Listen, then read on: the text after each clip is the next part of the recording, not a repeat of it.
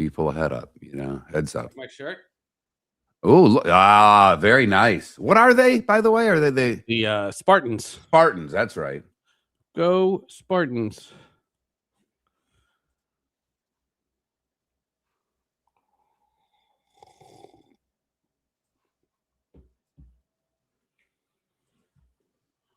You'll be so proud of me. The starting five's all typed out. It looks very neat. I could even show it off to you. It looks so good. Cutting and pasting is a wonderful thing. Got to think there's some of that in your iHeart world when you're doing that. Oh, I have a crazy iHeart story to tell you later. My place is falling apart.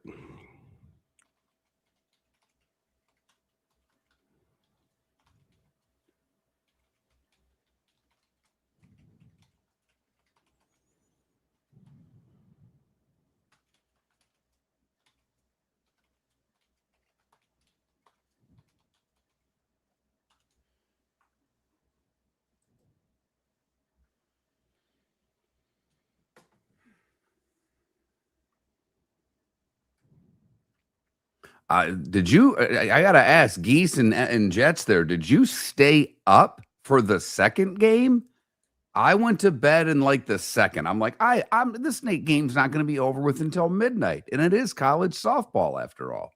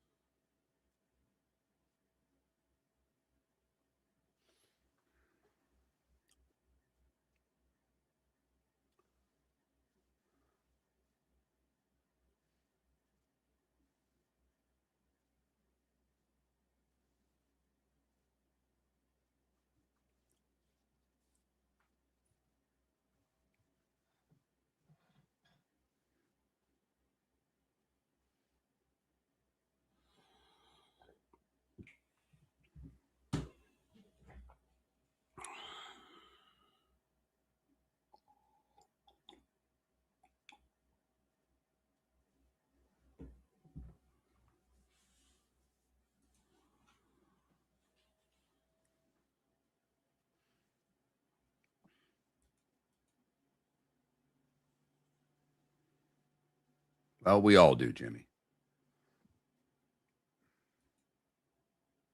A little tricky right now. That's about all I can say. Not my place.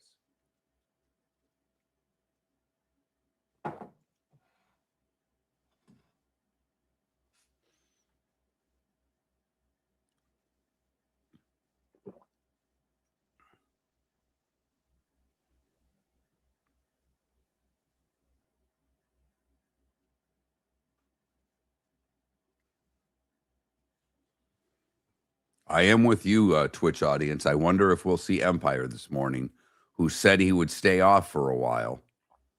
And said, of course, said this trade was never, one of our big Philly listeners, Seth, said this, you just would get, every time Philly comes up, he gets angry because everybody picks on the Eagles. AJ Brown's not getting traded. I'm telling you there. And he just would go nuts. And then he said he would come on and apologize if AJ Brown was traded. I will be interested if he shows up this morning.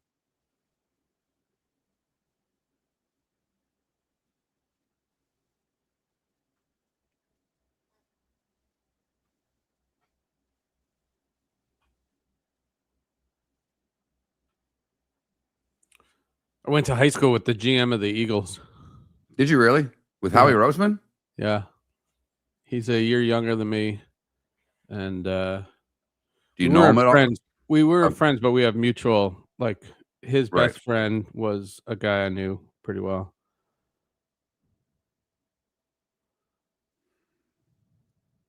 I've been saying that for a while, Jets. I don't think they are either. Here we go, everybody.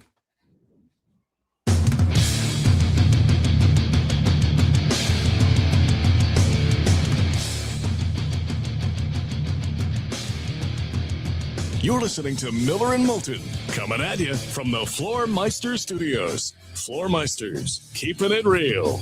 And now, here's Mark Miller and David Moulton. Well, good morning on this, the second day of June. Miller and Moulton, millerandmoulton.com. Seth Everett sitting in for David today. Hope everybody is doing well and had a good Monday. Good morning, Seth. As always, we appreciate you even more so when you have to take the full shift instead of just the at-bat in the 8 o'clock hour on Wednesdays. Thank you so much. It's my pleasure. I appreciate the change in my contract. I get paid by the word now. Exactly. So we're going to go broke and, text sponsor to 21,000 immediately just so we can pay for Seth. As always, the Pelican Roofing of Florida text line is open, 21,000. Lots to talk about today. A monster sports day in the middle of the week. Obviously, there was baseball, but for those of you that are into the College World Series, the Super Regionals are set. The baseball was terrific yesterday. The College Women's World Series in softball said, hold my beer, and they had an incredible day with both teams who needed to win 2 games doing so. But the big story of the day is football, because the trade that was supposed to happen finally did.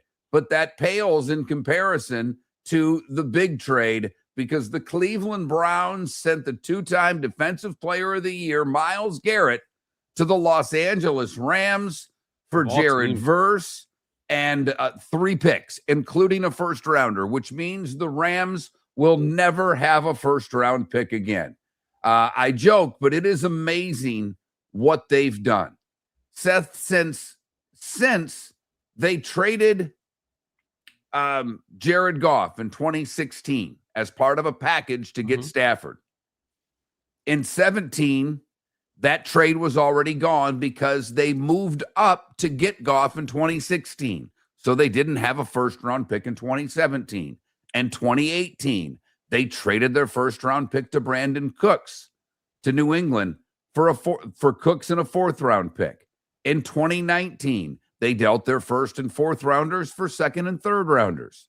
In 2020, they traded a 4th rounder and a 1st rounder to get Jalen Ramsey from Jacksonville. 2021, that 1st rounder was gone again, part of the Ramsey trade. 2022, the Lions as part of the Stafford package, and 2023. In 2024, they took Jared first.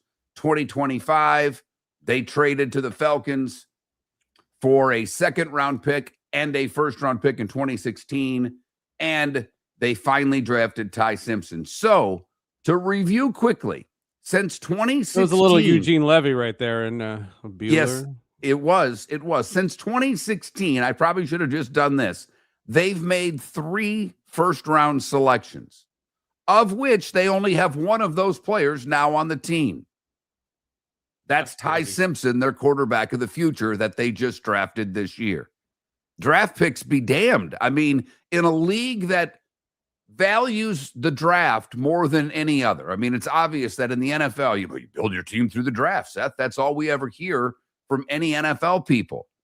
They've done it just the opposite, and they've had pretty damn good success.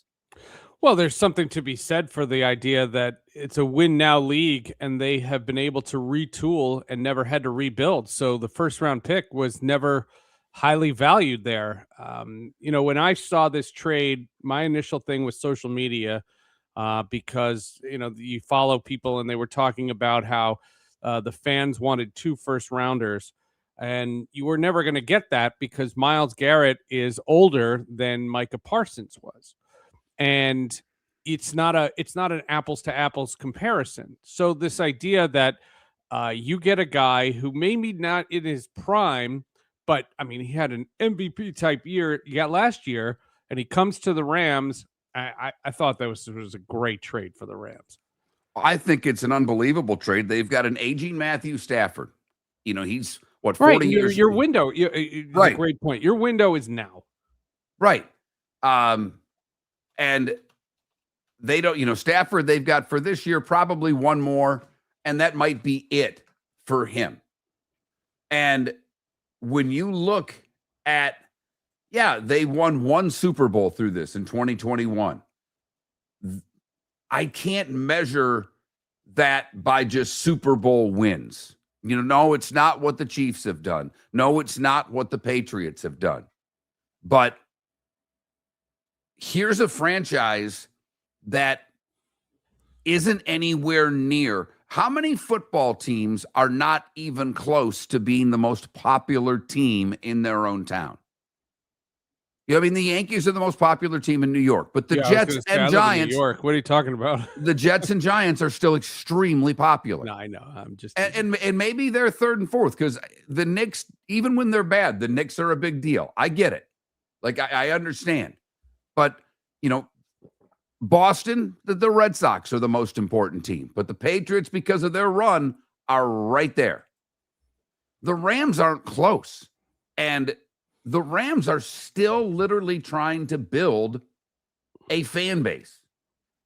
So out of this run, since they lost the Super Bowl in the 2018 season, they didn't go to the playoffs in 2019, but had a winning record. They lost the division round in 2020. They won the Super Bowl in the 21 season. Missed the playoffs the next year. That was the year I think Stafford got hurt. Lost in the wild card round, lost in the division round, lost in the conference finals. I mean, if we're only measuring this by Super Bowls, you can say that they haven't been successful. But tell me right now, if you're a fan of any team, that you wouldn't be supporting what they're doing. And the ownership group is the same owner as the Colorado Avalanche, the Denver Nuggets, and the Premier League champion Arsenal. Stan Kroenke, right? He's done Joe. pretty well for himself. So Josh Kroenke was at the Arsenal parade on Sunday. Oh boy, you loved that parade, didn't you? We'll get to that later in the show. I had so much fun. Seth watched a parade on YouTube, I believe, for 3.5 hours. I watched. Oh my goodness, you need a life. I had but that was the one trade. The other trade was obviously the AJ Brown trade. That finally gets done. So for all of us that spent time going, well, the Eagles are going to take calls from the Rams and they're going to take calls from this team. Well, if that deal was in a drawer, they obligated their end of the deal and held up to it because AJ Brown, in the worst kept secret in the history of football, is now a New England Patriot. Yeah, good for Mr. Vrabel. He had an interesting offseason. He reunites with AJ Brown, and I don't think they'll be playing reunited, and it feels so good, quite like they might be. Peaches and Herb. If he and Diana Rossini take another boat trip. Yes, Peaches and Herb. Thank you very much. Look of the trades, I think they're actually both good. First off, AJ Brown wanted out of Philadelphia. We'll see. But he wanted out of there. They waited till June 1, so they get it right with the cap, and they say they can spread out his money over 2 years. So it made more sense. That's why this thing was done when it was done. But out of if I were to rank it, I think the Rams did the best. I think the Patriots did the next best. I think Cleveland's third because I know they lost the 2-time Defensive Player of the Year. And I know the Browns fan, and that's who I really want to hear from today. I want to hear from the Browns fan and the Eagles fan because the team that gets the trade, they're always excited. But let me ask you this. I know this is hindsight, but if they don't make the Deshaun Watson disgusting contract, does Myles Garrett finish his career in Cleveland? Possibly. Well, that's the Browns fan. But finishing his career in Cleveland and Cleveland continuing to be a doormat or getting a capable player. Verse is an immediate starter and impact player in your defense. Is he Myles Garrett? Hell no. He's nowhere close. If he has a kid, does he name him Chapter? And as long as his middle name's And. Now, if Verse gets you double-digit sacks, you've got the picks. You've got to make them work. Now, the one thing about this that I will say that I would be, I don't know about ticked off if I'm Cleveland, but the one thing Cleveland fan I think will understand and be a little upset about, and rightly so, Verse is on his rookie deal. So right now that looks good. But You have to sign Verse to an you have to extension pay him. now.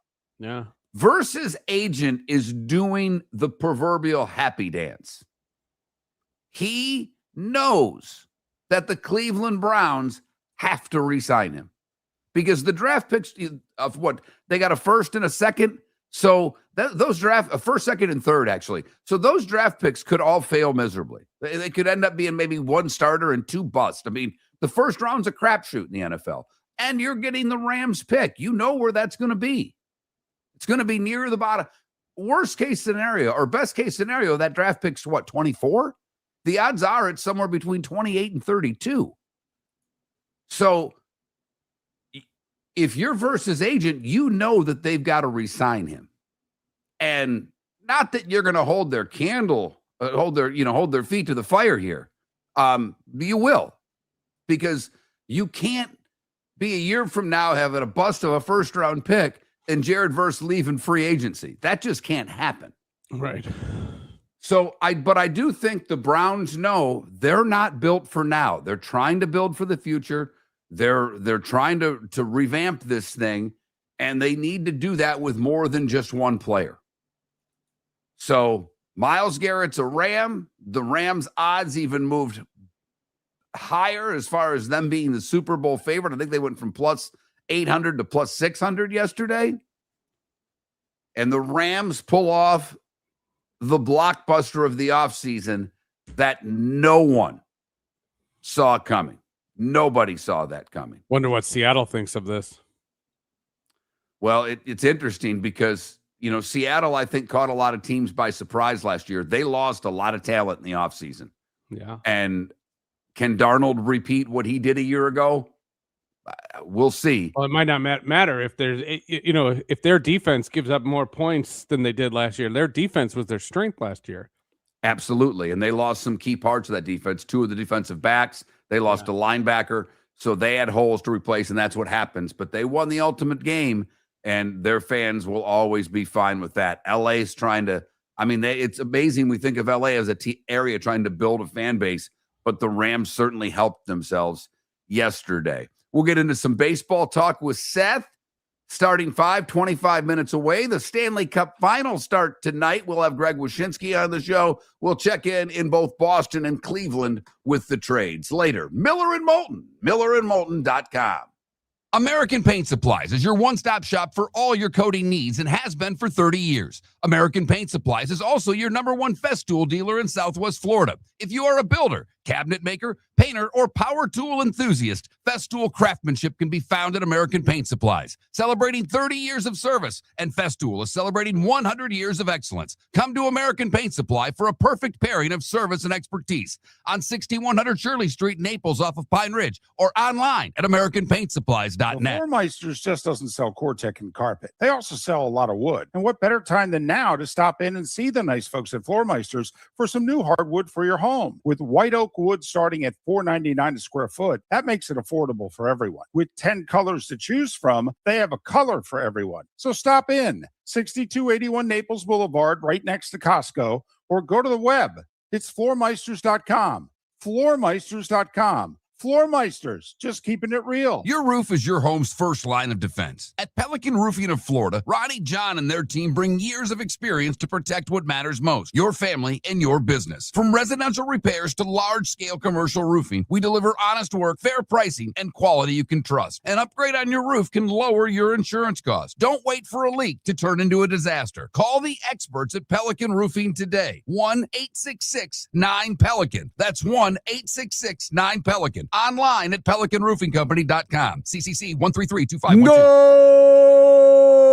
This summer, there's only one place to experience the roar of the World Cup at the British Open Pub in Bonita Springs, your World Cup headquarters, where the team is bringing every match live. Full sound on every TV across the patio with daily food and drink specials from the opening match on June 11th through the final on July 19th. Catch the electric atmosphere for every England and USA match and all the matches in between at the British Open Pub, Bonita Springs, at the shops of Pelican Landing, where the World Cup comes alive. This is Miller and Moulton.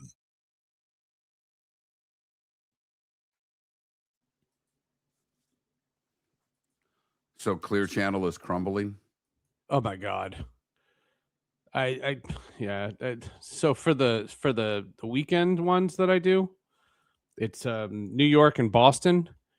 New York terminated the contract. So now I went from doing 7 an hour to 2. Oh, wow. And in the micro level, it's a lot easier.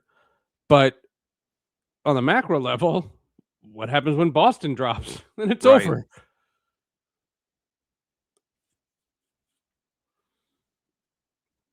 Now, did they just dump Clear Channel? Did they replace it with anything? Did No, they? it's something to do with Bloomberg and iHeart. It had nothing to do with.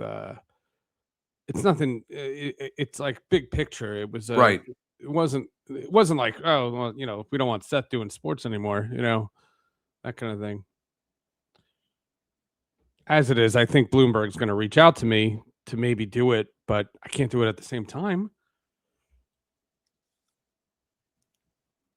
See, Larry Fitzgerald died. Mm-hmm. I like him. I met him.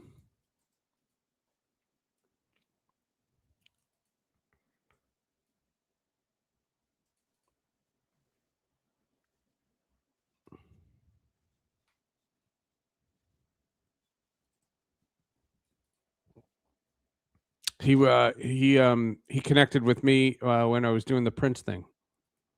Oh, yeah? Yeah. Well, yeah, Minnesota. Yeah, it makes sense. Yep.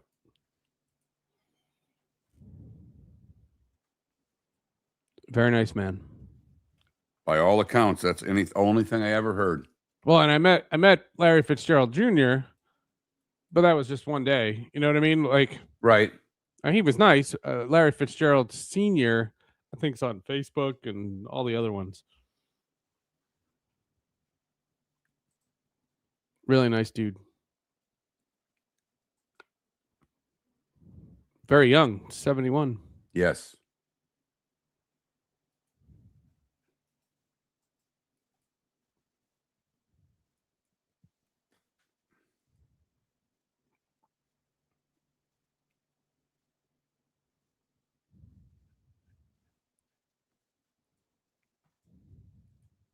No, his father, Deadstroke. His father, his father was a long time. That's 71. That's not Larry Fitzgerald Jr. His father was a long time NFL writer. Yeah. And Larry Fitzgerald grew up on the football fields with his dad covering the Vikings. Correct. And Larry Fitzgerald Jr. was always great with the media. Because his dad taught him, like he was always really good with the media. Yep.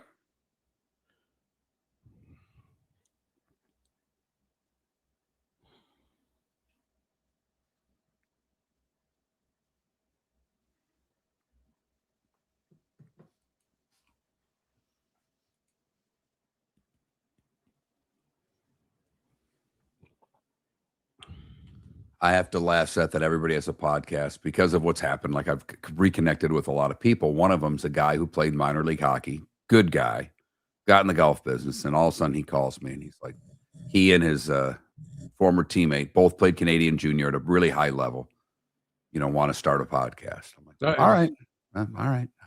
Knock yourself out. I said, I'll do anything I can do to help. But yeah, I mean, I didn't discourage. I'm just like, I just told him, I said, tell stories. If you're doing, there's a million hockey podcasts out there. There's a million everything podcasts. If you get guests and a lot of people, because they played pro together, played different. One played for Oshawa, one played for Sault Ste. Marie in juniors. I'm like, the one was the captain on Lindros's team that won the Memorial Cup. I'm like, stories. That's what's going to get you somewhere. Speaking of podcasts, mine are booked through June. Wow. That peace of mind for you when you're that far ahead. That's the best. The best. Sports with Friends is recorded through June. Even better. All right, here we 5 seconds.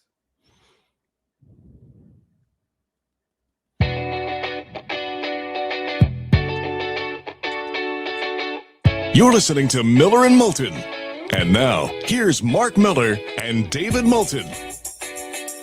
Miller and Moulton, millerandmoulton.com. David off again today. In fact, more than likely will be off all week. Seth sitting in today. Trent will be with us for the rest of the week. You can always text the show. 21,000 is the number. The Pelican Roofing of Florida text line. It is, after all, hurricane season in the Sunshine State. Pelican Roofing of Florida, commercial and residential. 1-866-9-PELICAN. 1-866-9-PELICAN. I did not bring it up at all yesterday, and I had no idea Seth was doing the show with me today, but I do want to spend a minute on this. I'll let him talk about his parade in a moment. But I found myself on Saturday taking, my daughter wanted to have some fun. So she and a friend met at a place to do their thing. And as I was getting ready to take her, I'm like, well, I got 2 hours to kill before I got to go pick them up. What am I going to do? And I'm like, ooh, what's on? The Champions League game. I know that's on today. What time is it on? Look at that. And I look at my phone and it starts at noon. And that's right about when I dropped her off, a little after noon. So I missed the beginning of it. And I did something that I've never done before. Now, I have Sirius XM radio. I found the football channel. And I had to search for it, by the way, because it's not on the sports tier. It's buried in the 100s somewhere. And first off, I love a sportscast in an English accent. It just sounds more official. I hate when CBS would have American announcers. Yes. Get these clowns off. Get me some British. And this was a radio broadcast. Like I had texted you during it. It was radio. They were doing, I found it great because they were good. First off, they were giving names and they were telling me who was in possession of the ball. So not only did I know whether Arsenal or PSG had it, I knew who had it for them. They did a really nice job.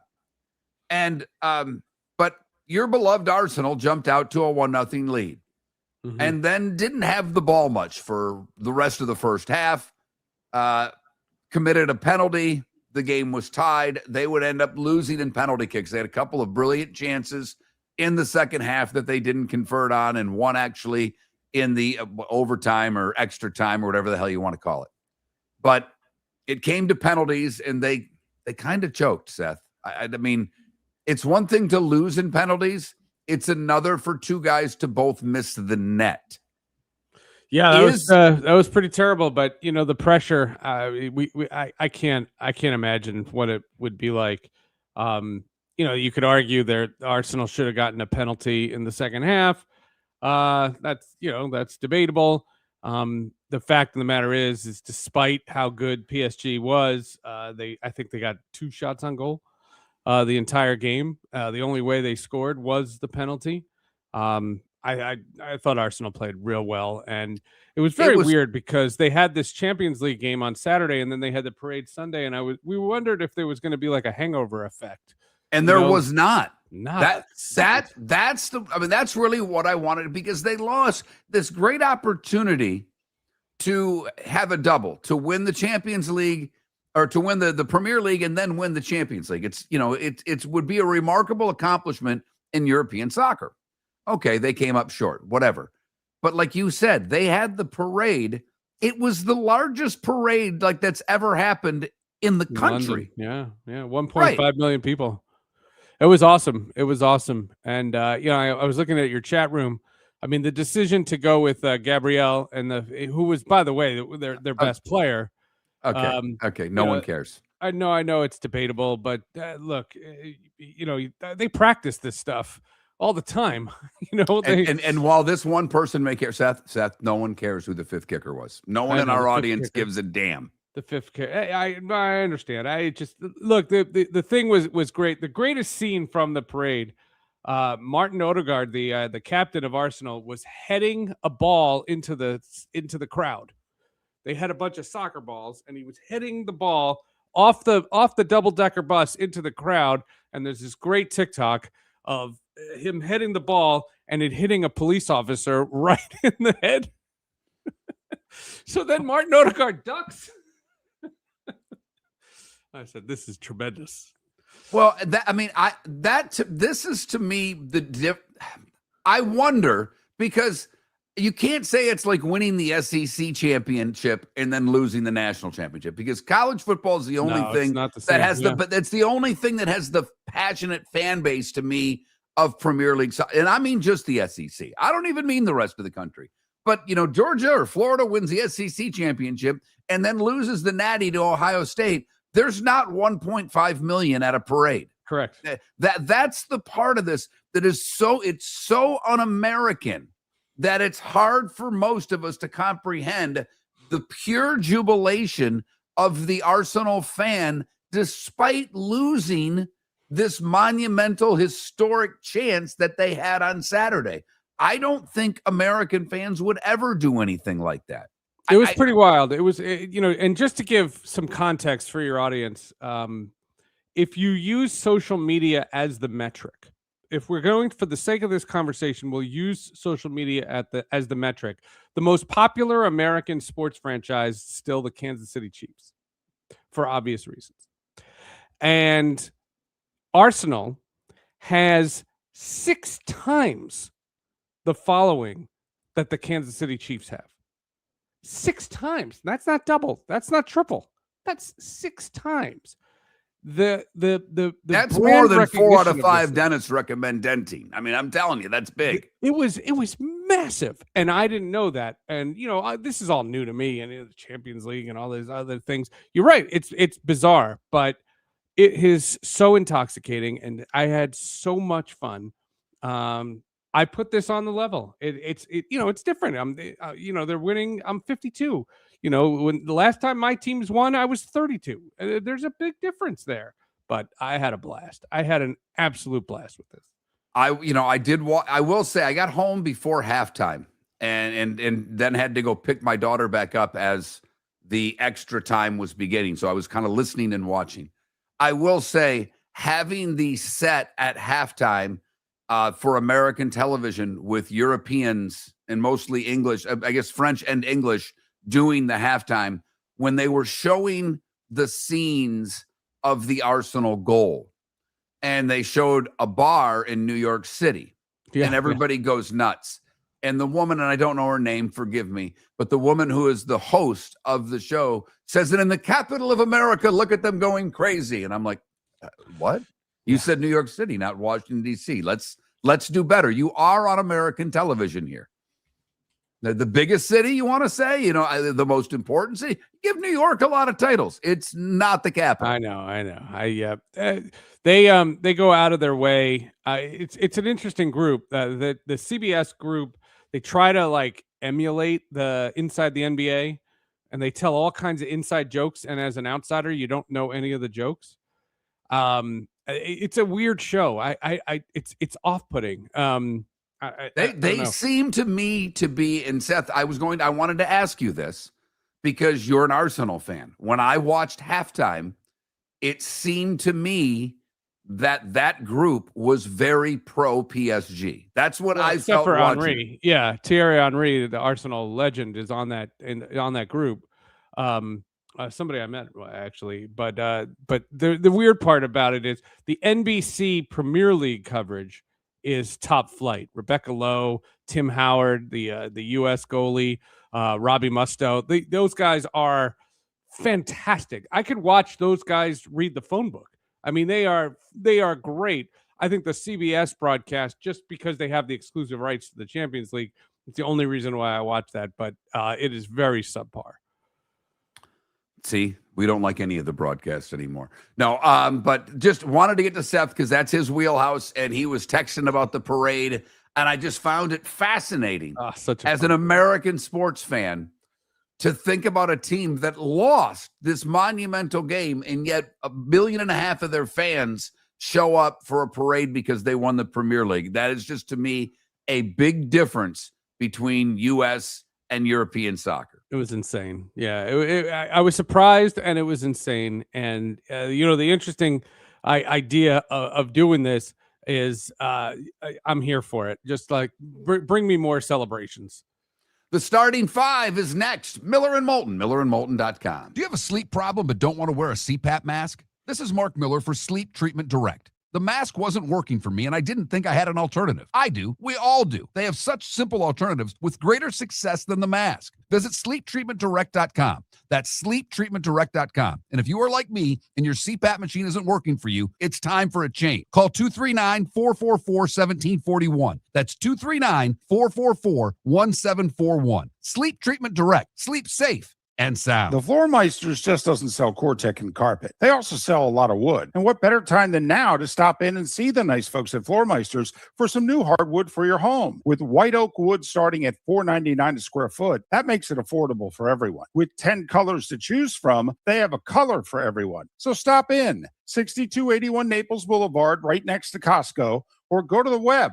It's floormeisters.com. Floormeisters.com. Floormeisters, just keeping it real. Your roof is your home's first line of defense. At Pelican Roofing of Florida, Ronnie, John, and their team bring years of experience to protect what matters most, your family and your business. From residential repairs to large-scale commercial roofing, we deliver honest work, fair pricing, and quality you can trust. An upgrade on your roof can lower your insurance costs. Don't wait for a leak to turn into a disaster. Call the experts at Pelican Roofing today. 1-866-9-PELICAN. That's 1-866-9-PELICAN. Online at pelicanroofingcompany.com. CCC 1332512. American Paint Supplies, for nearly 30 years, is your one-stop shop for all your coating needs. If you are a designer, a contractor, a professional painter, or a weekend warrior, American Paint Supplies is the place where experts go to get expert solutions. At 6100 Shirley Street in Naples off of Pine Ridge, American Paint Supplies delivers the best solutions with the best products with the best support. Meet Gene and his team today at American Paint Supplies. Call 239-566-2700. That's 566-2700 or online at AmericanPaintSupplies.net. This is Miller and Moulton.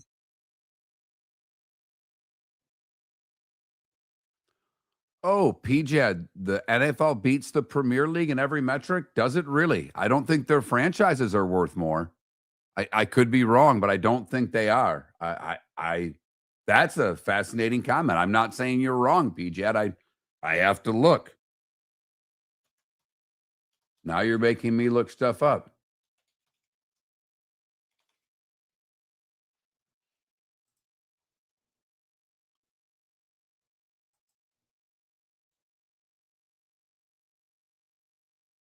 Oh, wow. I guess they are now. Real Madrid's worth the most of any soccer team, and it's worth far less than the Golden State Warriors. I did not know that. That's crazy. That's obviously changed in the last few years, I would think.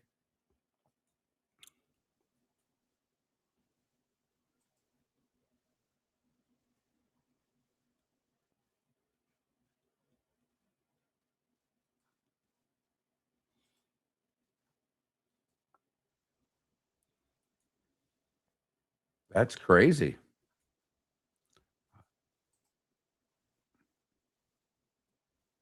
You don't want to bet with me, PJ, because there was a time that wasn't the case, right? I mean, that just shows you what's happened in the last 5 years of U.S. franchises.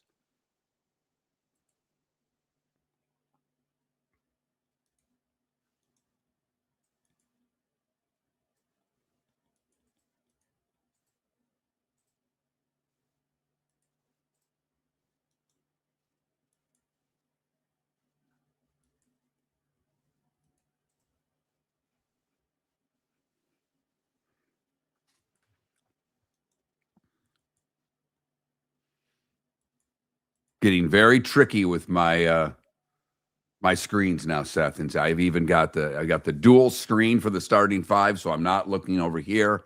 I'm looking at the. They speaking of screens, I thought you were going to talk about streaming. I did a streaming plan. I'm going to save $200. I dropped Fubo until NFL. Okay. It's funny you say that. I was actually going to bring that up for a short segment because Okay.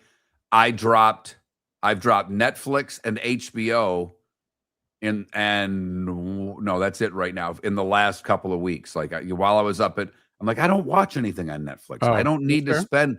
Like HBO. There's 2 shows that I actually like, and one I don't like as much as I used to. And so I'm like, I don't need this either. And Peacock, as soon as I started watching Yellowstone, the moment I'm done with Yellowstone, I'll be done with Peacock. That's another $15 a month. Well, my theory was, until the NFL, I was pretty much done. Like the French Open's on HBO Max. Right. I mean, there's not too much that I can't see somewhere else. Where do you have an HD antenna for CBS or ABC and I so don't. you don't care about how are you watching the Stanley Cup? Well, that's on ESPN, and my Fubo doesn't expire until I think it would be Game 6. There you go. I got If you. it goes Game 6, I'll figure it out. That's kind of how I did the math. I was like, I'm gonna want Red Zone, and then I'll want the Devils, and I'll want all the Syracuse games. So I want Fubo back, but I'll want it back. No, I probably, as soon as the hockey and basketball's over, I'll keep my YouTube TV, and I don't really need to because the only thing I do like watching golf on the weekends. I will admit that I'm a golf geek, and I could probably just use a HD antenna that I have and get the locals that way. But I know my neighbor has one of those. She asked me to set hers up. So if I set it up and it's easy, I might get it. Yeah, the one I have, I literally have to walk it out my screen door. Like it doesn't work inside the house. It's just no way, really. Yeah, it's an older one. It is what it is. That's funny.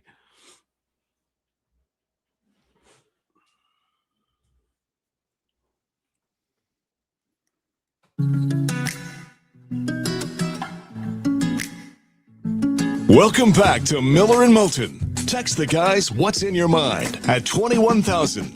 That's 21000. And now, here's David Moulton. Well, that's kind of a lie this morning. David is off. Probably off the rest of the week. We'll keep you posted. Seth Everett filling in today. We're happy to have him. Trent will help us out the rest of the week, and we'll go from there.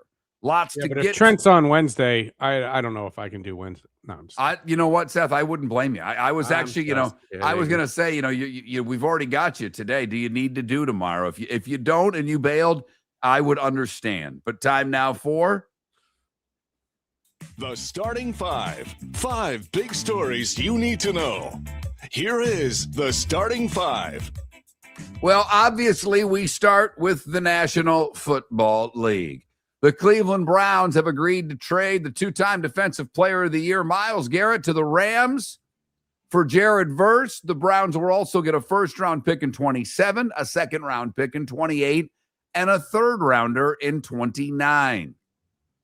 The Rams have dealt nearly every pick in the last first-round pick in the last 10 years. The only first-round pick still on their team of the 3 they selected is Simpson, the quarterback they took this year. The Eagles finally did their deal with the Patriots. We knew it was coming after June 1, and it did. The Eagles, on June 1, trade A.J. Brown to the Patriots for a first-round pick in 28 and a fifth-round pick in 2027. So not next year's first-round pick, 2 years from now. The fifth-round pick will be the better of New England's 2 picks in that round. In next year's draft, the Eagles can split Brown's $40 million salary cap charge between this year and next by waiting until June 1st. The Giants signed Odell Beckham Jr. yesterday. He was drafted by the Giants in the first round of the 2014 draft. We mentioned this late in the show yesterday. Illinois lawmakers adjourned the spring legislative session early Monday morning without passing a bill aimed to keep the Bears from leaving the state. Illinois Senator Bill Cunningham introduced a new bill that will allow Cook County cities to create their own stadium authority. The Senate passed it. The House adjourned without taking a vote. They will not return until the fall veto session, which is in mid to late October, unless they call a special session. Russell dollars at work. You got it. Russell Wilson finalizing a deal to become an analyst with CBS Sports. Congress Yeah, yesterday. but he's not going to do games. He's going No. to do the studio, which I'm not going to see. He's going to do the studio show, replacing Matt Ryan and then Kirk Cousins, who did it in the postseason. Goodell has been summoned by Congress to testify about the league's broadcast contracts. Jim Jordan's the chairman of the House Judiciary Committee, wrote to Goodell to invite him to take part in a committee hearing on June 10th, where the committee plans to discuss whether updated laws are needed to regulate how pro sports leagues negotiate their TV deals. Dun, dun, dun. Yeah, exactly. A couple of deaths. I hate doing this, but it's part of the game. Raymond Berry passed away at 93 years of age. He played for the Colts his entire career. He was drafted in the 20th round, played 13 years with the Colts, helping them win 2 championships, was part of the game deemed the greatest game ever played. The Colts win over the Giants in the 58 championship. He's caught 12 passes in that game for 178 yards and a touchdown. The 12 receptions set a championship record that stood for 55 years before it was finally broken by the Broncos' Demaryius Thomas. And finally, in the NFL, longtime sports writer and father of Hall of Famer Larry Fitzgerald Jr., Larry Fitzgerald Sr. died Monday. He was 71. Baseball, Tigers beat the Rays. They scored more runs yesterday than they did in their entire weekend series against Chicago. They go back to back to back in the third. Dylan Dingler had his first multi-home run game, hitting 2 of the 5 Tigers home runs. Junior Caminero had a home run and 2 RBI for the Rays, who are now just 1 game ahead of the Yankees in the AL East. Taylor Walls was removed in the second inning. The shortstop left with left hamstring tightness. Yikes. The Marlins beat the Nats 7-3. Roberto Hernandez hit a pinch hit 2-run home run. Alcantara pitched 7 innings, and the Marlins rallied past the Nats 7-3, snapping a 5-game losing streak. Kansas City all over Cincinnati, 9-2. Lane Thomas, a grand slam in the first inning. And Jack Caglione hit a 2-run home run, his 5th of the year for Kansas City. Snapped a 6-game skid for the Royals. They've won just 4 now in their last 20. Milwaukee pounded San Francisco 16-2. Bryce Turing ended an 0-for-21 slump, going 2 for 2 with a double and a triple in the blowout. Brewers have won 6 and 7. The Giants have lost 6 of 7. Twins beat the White Sox 9-6. Tristan Gray, a grand slam in the 4th inning. They would add 4 more runs in the 5th in the 9-4 win. The Twins had lost 5 in a row up until that game, and the White Sox had won 5 in a row. Jacob deGrom, 5 scoreless innings, earned his 100th career win. Texas beats St. Louis 2-1. Babysat my kid. Really? Jacob deGrom. Yeah. Yeah. Talk about it. I like that. I like when I remember I worked for a minor league hockey team. I was with my first wife, and the local reporter walked in to cover it. You know, his camera and his kid. And I'd met him once. And he looked at me and he looked at my wife. He goes, "Watch him, will you?" And he went and shot the press conference. Yeah, similar. Colorado, a 9-8 win over the Angels, the 2 of the 3 worst teams in baseball. TJ Rumfield hit a sac fly in the 9th inning. Colorado, a 5-run 8th to win the game. They have more wins at this point, right now, 23, than they did at the All-Star break last year. Arizona gets their first win of the season in 4 tries against the Dodgers. Marte, a 2-run home run as the Diamondbacks win 4-1 over L.A. Cole Young, game-winning single on the 10th. The Mariners beat the Mets 3-2, their 7th straight victory. The Seattle Mariners now 3 games above 500, the best record they've had all year. The Mets had their 4-game winning streak snapped. College baseball. Adam Agresti hit a go-ahead grand slam in the 5th inning. St. John's holds off a late rally. They beat Florida State to win the Tallahassee Regional. Troy scored 5 in the top of the 6th to break open a 2-1 game and send the Trojans to the Super Regional, taking down the 8th-ranked Gators in the Gainesville Regional. Oklahoma takes down number 2 Georgia Tech. They trailed 7-3 after 6. They would score in the 6th, 7th, 8th, 9th, and a walk-off in the 10th to beat the Yellow Jackets. West Virginia in extra innings. Auburn who lost their first game, would rebound to win their regional, and USC took down Texas A&M. They all advance to the Super Regionals. College softball. Texas beat Tennessee twice to get to the College World Series final, and they will face Texas Tech. The game that we want in football, we get in softball. Texas Tech beat number 1 Alabama twice yesterday. Well, maybe early this morning as well. 5-4 with the walk-off in game 1, 2-0 in game 2. Wednesday is game 1 of the best-of-3 series. To tennis we go. Yes, that's right. I'm even going tennis today. That's because Serena Williams, nearly 4 years since her last match, is making her comeback. The 44-year-old announced Monday she will play in the Queen's Club tournament in London in doubles next week. Ew, I say. The Queen's Club.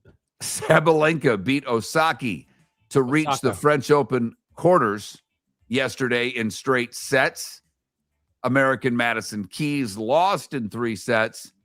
And Tiafoe had a great opportunity in a 5-hour and 26-minute match that ended after 1 a.m. local time, lost in 5 to Italian. Did you really? I saw the end of it at dinner last night. Lost to the Italian Arnaldi. That's 3 Italians that made the French Open quarters, for what it's worth. Finally, college football gets something right. Mike Leach is on the College Football Hall of Fame ballot for the first time. They adjusted the eligibility criteria for coaches. He had a winning percentage of .596. You had to be 600. They refused to round up. They changed the winning percentage to 595. So Mike Leach is eligible. That's awesome. And the fate of Texas Tech quarterback Brendan Sorsby will be decided in the near future. A 2-hour hearing yesterday in Lubbock. The attorneys for Sorsby are seeking a temporary injunction to permit him to play in 2026 after the NCAA ruled him ineligible and denied his quest for reinstatement after he placed thousands of bets on college of professional sports, including betting on his own team when he was a member of Indiana. Hockey tonight, game 1 of the Stanley Cup final. Greg Whyshynski will join us at 8:38 to discuss it. Vegas at Carolina, 8 p.m. ABC. And a trade yesterday in hockey. The Blackhawks traded the rights to prospect Jack Pridham to the Lightning for a 3rd-round pick. They had to sign him by 5 p.m. on Monday, but after the trade, Pridham committed to college for another year, which allows Tampa to keep his rights longer. Right. Longtime NBA coach Rick Adelman, a Basketball Hall of Fame inductee who played for 7 NBA seasons and one of the game's all-time winningest coaches, died at the age of 79. He won the 10th most games in league history. Only 4 other coaches, Pat Riley, Jerry Sloan, George Karl, and Greg Popovich, coached more games and had a better winning percentage than Adelman. He took the Blazers to the NBA Finals twice.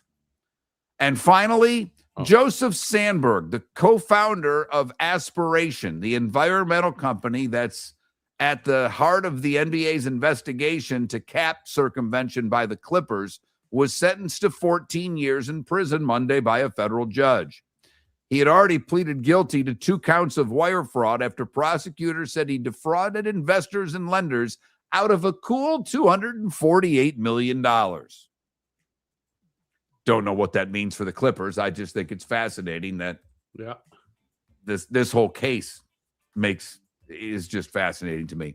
And at 10 minutes before the hour, that is the starting 5. 5 big stories that you probably didn't need to know all of here on Miller and Moulton.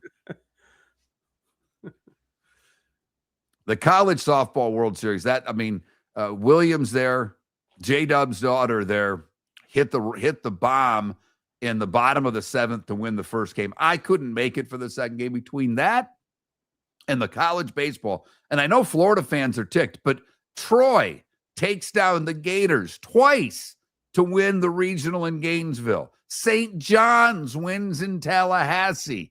Those teams aren't supposed to win in college baseball. Correct. I have a relocation question for you when we have more time. Okay. Well, I like it. We can get to it at the top of the hour. Seth Everett filling in for David Moulton today. The Pelican Roofing of Florida text line is open at 21,000.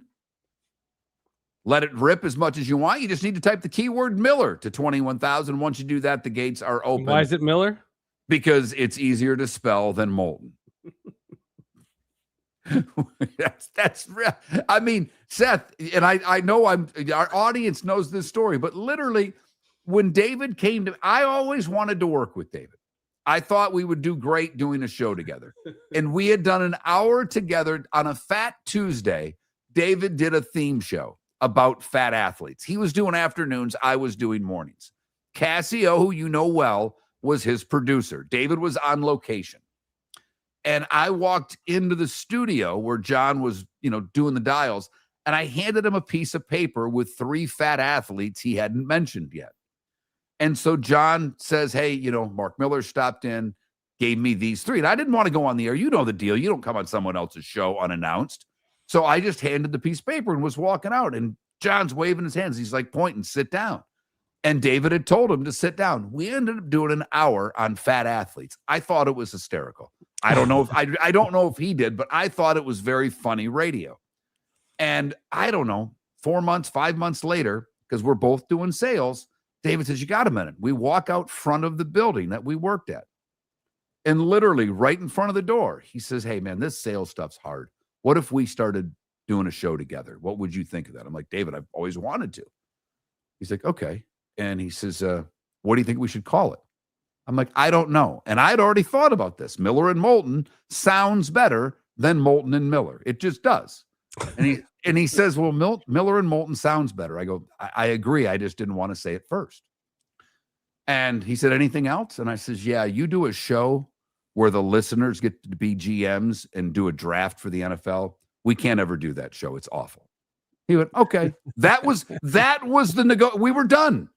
Less than 2 minutes. We figured out the name of the show and the one thing I wouldn't do. We're like, all right, let's move on. And we went to management and they said, okay. It's funny how like radio bits that are terrible, and you try to be nice about it. I used to have the Seth Everett no interview list, and I used to have the Seth Everett no shake hands list. And it was it means it had nothing to do about your personality, but I heard something gross about you that my skin cannot touch your skin. And it was an old radio bit, and I stopped doing it.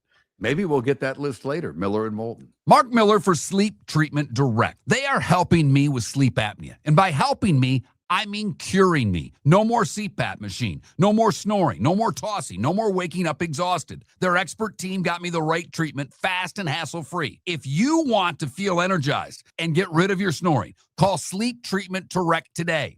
444-1741. That's 239-444-1741. Sleep Treatment Direct. Sleep safe and The sound. Floormeisters just doesn't sell Cortec and carpet. They also sell a lot of wood. And what better time than now to stop in and see the nice folks at Floormeisters for some new hardwood for your home. With white oak wood starting at $4.99 a square foot, that makes it affordable for everyone. With 10 colors to choose from, they have a color for everyone. So stop in, 6281 Naples Boulevard, right next to Costco, or go to the web. It's floormeisters.com. Floormeisters.com. Floormeisters, just keeping it real. American Paint Supplies is your one-stop shop for all your coating needs and has been for 30 years. American Paint Supplies is also your #1 Festool dealer in Southwest Florida. If you are a builder, cabinet maker, painter, or power tool enthusiast, Festool craftsmanship can be found at American Paint Supplies. Celebrating 30 years of service, and Festool is celebrating 100 years of excellence. Come to American Paint Supply for a perfect pairing of service and expertise on 6100 Shirley Street, Naples, off of Pine Ridge, or online at AmericanPaintSupplies.net. Cape Coral Police Department is growing and they want you to be a part of it. They're hiring new officers. Starting pay is between $74,000 and $90,000, depending on your experience. And with a $10,000 hiring bonus, you could be making $100,000. Enjoy paid holidays, off-duty details, plenty of OT opportunities. They're also hiring dispatchers and professional staff. So go to CapeCops.com. CapeCops.com. Be brave, be best, be Cape. Your roof is your home's first line of defense. At Pelican Roofing of Florida, Ronnie, John, and their team bring years of experience to protect what matters most, your family and your business. From residential repairs to large-scale commercial roofing, we deliver honest work, fair pricing, and quality you can trust. An upgrade on your roof can lower your insurance costs. Don't wait for a leak to turn into a disaster. Call the experts at Pelican Roofing today. 1-866-9-PELICAN. That's 1-866-9-PELICAN. Online at PelicanRoofingCompany.com. CCC 1332512. No! This summer, there's only one place to experience the roar of the World Cup at the British Open Pub in Bonita Springs, your World Cup headquarters, where the team is bringing every match live, full sound on every TV across the patio, with daily food and drink specials from the opening match on June 11th through the final on July 19th. Catch the electric atmosphere for every England and USA match and all the matches in between at the British Open Pub, Bonita Springs, at the shops of Pelican Landing, where the World Cup comes alive. This is Miller and Moulton. Tease this. This is a good topic. All right. Raymond Berry died. Played all his years with the Colts. His number 82 is retired by the Colts. Why is he the Baltimore Ravens Ring of Honor?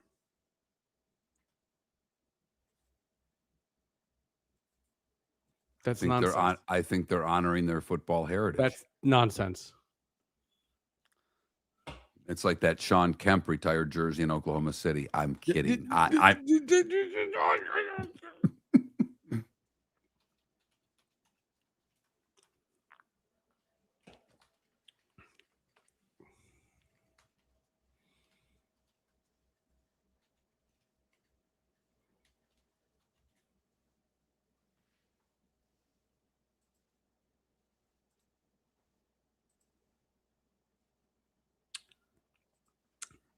Raymond Berry was also a guy who, in the Super Bowl Shuffle documentary, criticized the Bears for doing the song. really. Yeah. I'm a sucker for a good sports doc.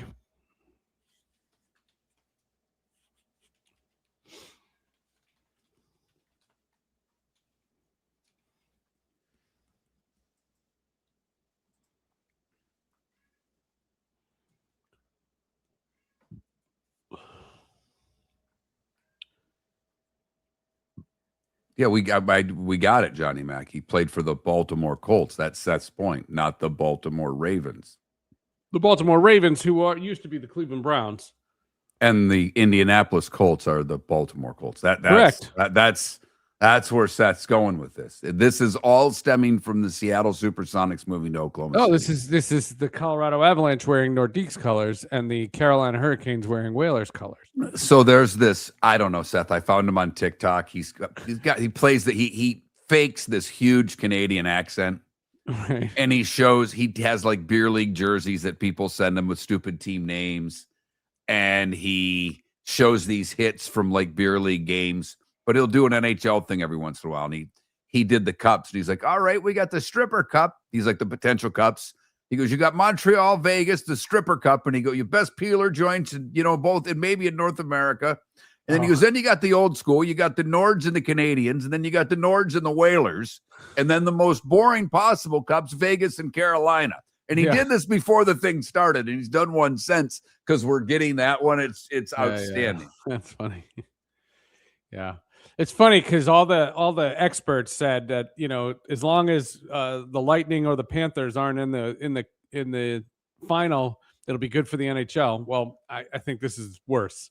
Oh, there's no question. First off, I think they're nuts. I actually think the Lightning, one, that's a top 10 market now. And they are. I mean, you're not going to get an argument from me. But that's a top 10 market. They're crazy for the Lightning. So it would do a better number than Raleigh, North Carolina, which is like what, market 46. Carolina's they're just annoying. They're like, it's such a hard team to watch.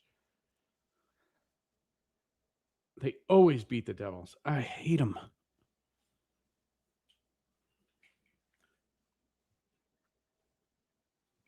And they are bad for the Devils because the Devils what kind of sport has two Sebastian Ahos? How do you do that?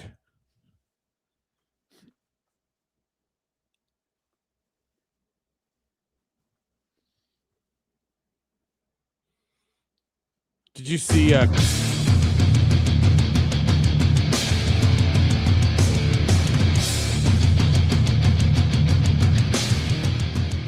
You're listening to Miller and Moulton, coming at you from the Floormeister Studios. Floormeisters, keeping it real.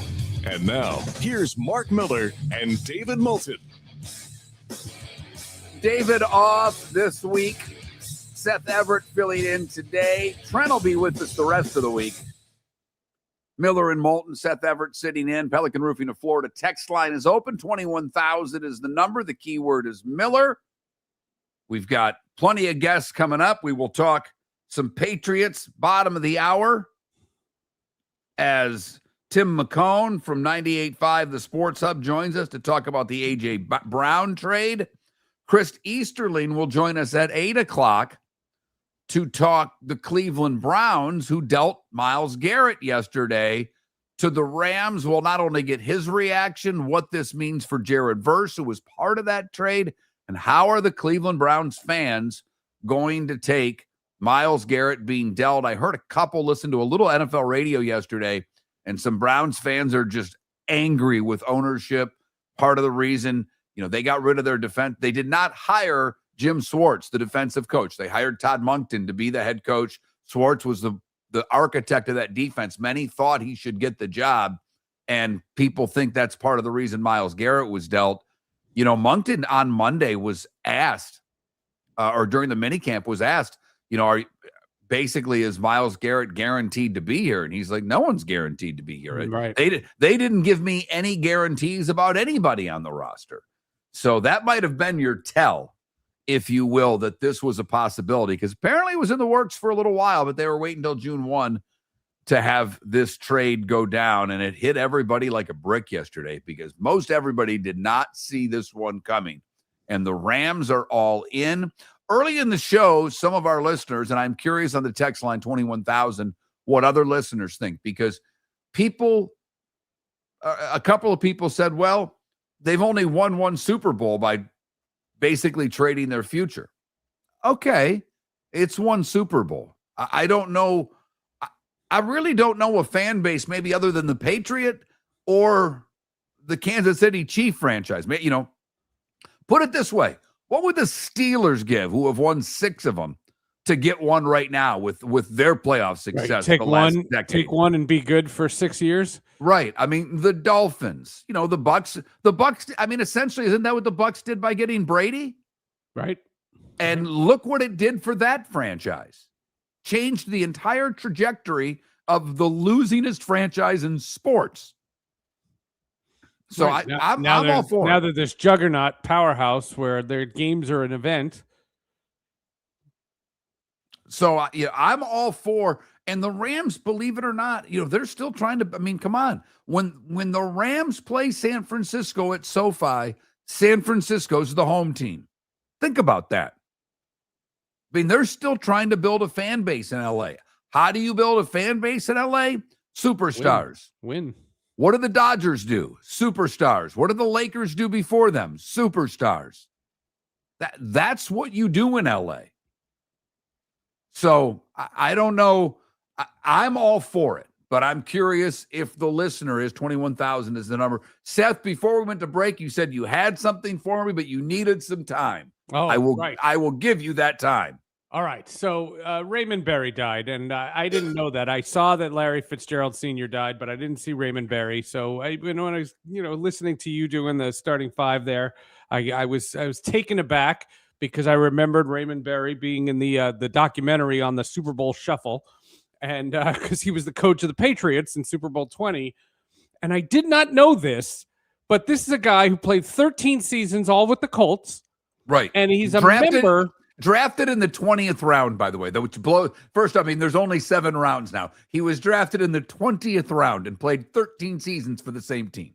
Led the league 3 times in catches and yards. His number, 82, is retired by the Colts. But he is a member of the Baltimore Ravens Ring of Honor. And this bothers you. What? The Ravens, who came from their rival, a team that Raymond Berry played against in the Cleveland Browns, the original Cleveland Browns. This is a relocation faux pas in the worst way. The Ravens put out a social media statement on the passing of Raymond Berry in purple. In purple. I love this. I love the quirks that we all have. And I mean, at the end of the day, Seth and I make no bones about it. I've never tried to call myself a sports expert. I'm a sports fan. I do a radio show that I try to entertain. I would argue David's a sports expert because he has a memory that I've never been able to quite understand.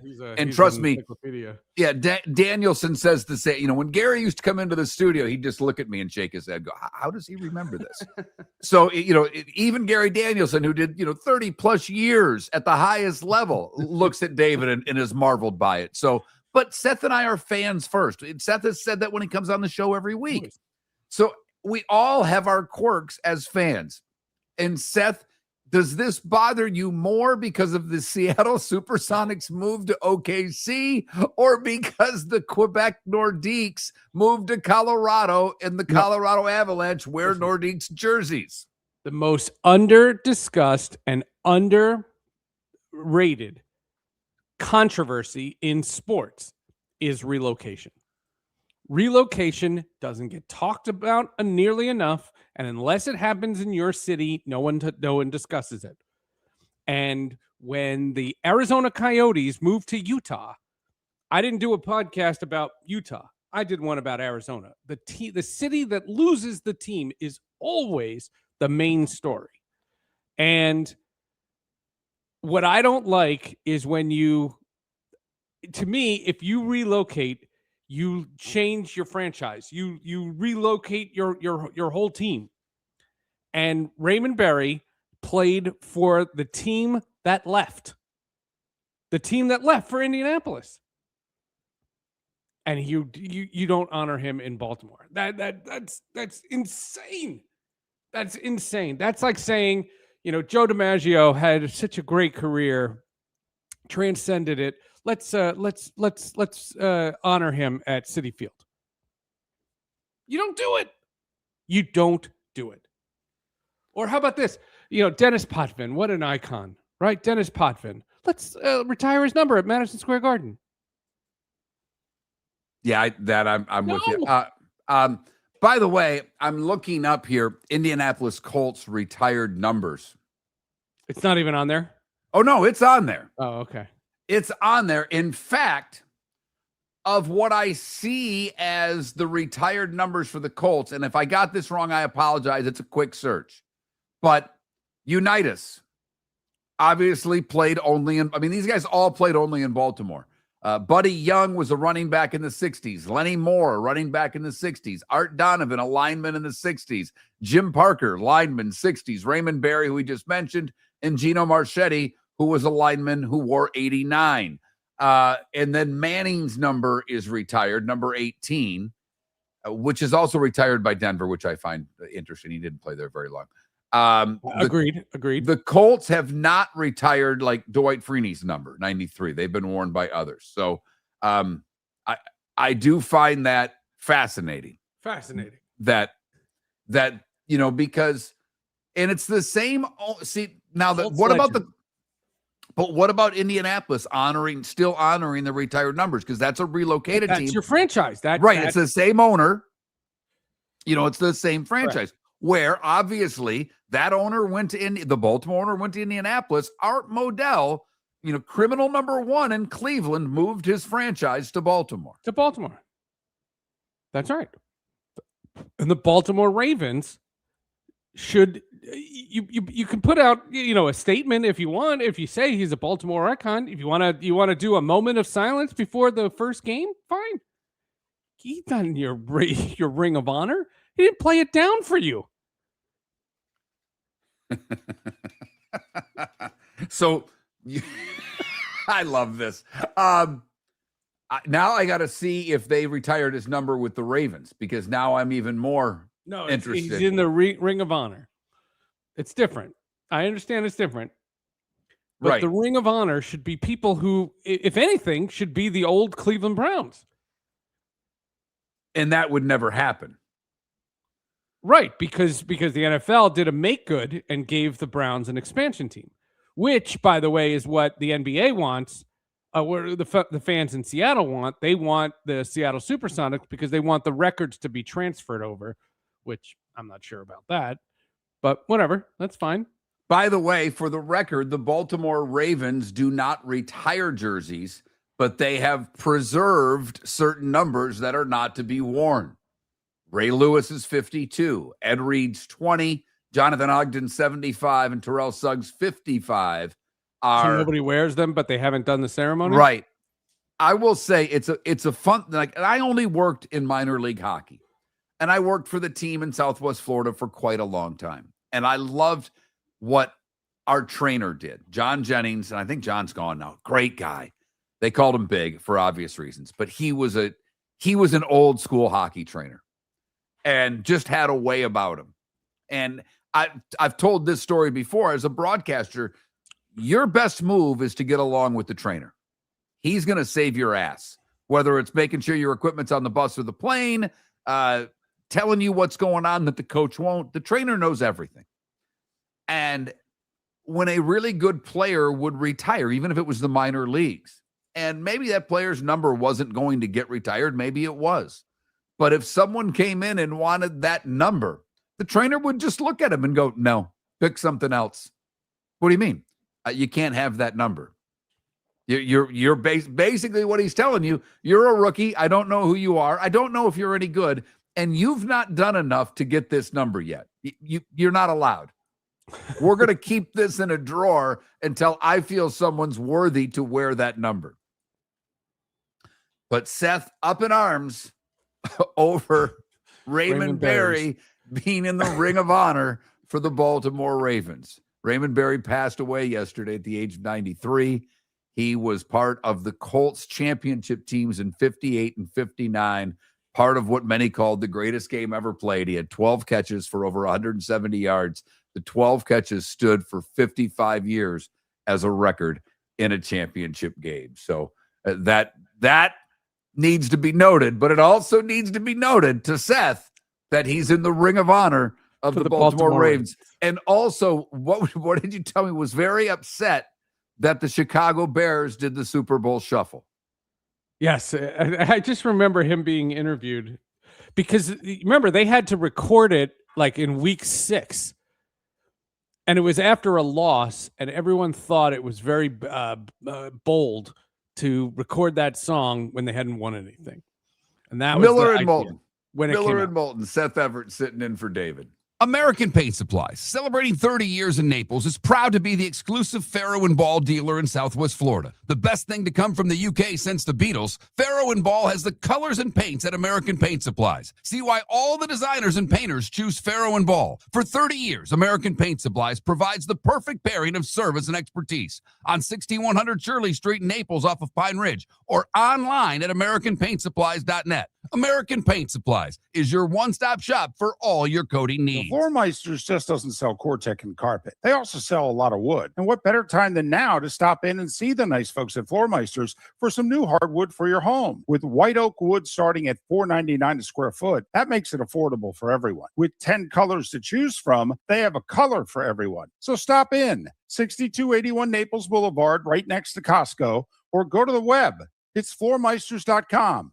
Floormeisters.com. Floormeisters, just keeping it real. Your roof is your home's first line of defense. At Pelican Roofing of Florida, Ronnie, John, and their team bring years of experience to protect what matters most, your family and your business. From residential repairs to large-scale commercial roofing, we deliver honest work, fair pricing, and quality you can trust. An upgrade on your roof can lower your insurance costs. Don't wait for a leak to turn into a disaster. Call the experts at Pelican Roofing today. 1-866-9-PELICAN. That's 1-866-9-PELICAN. Online at PelicanRoofingCompany.com. CCC 1332512. Mark Miller for Sleep Treatment Direct. They are helping me with sleep apnea. And by helping me, I mean curing me. No more CPAP machine. No more snoring. No more tossing. No more waking up exhausted. Their expert team got me the right treatment, fast and hassle-free. If you want to feel energized and get rid of your snoring, call Sleep Treatment Direct today. 444-1741. That's 239-444-1741. Sleep Treatment Direct. Sleep safe and sound. This is Miller and Moulton.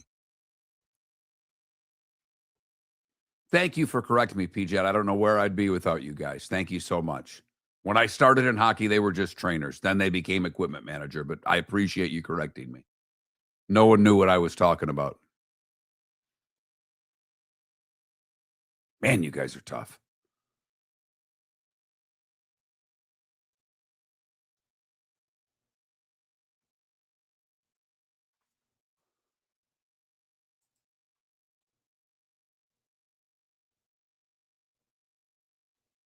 Oh, wow.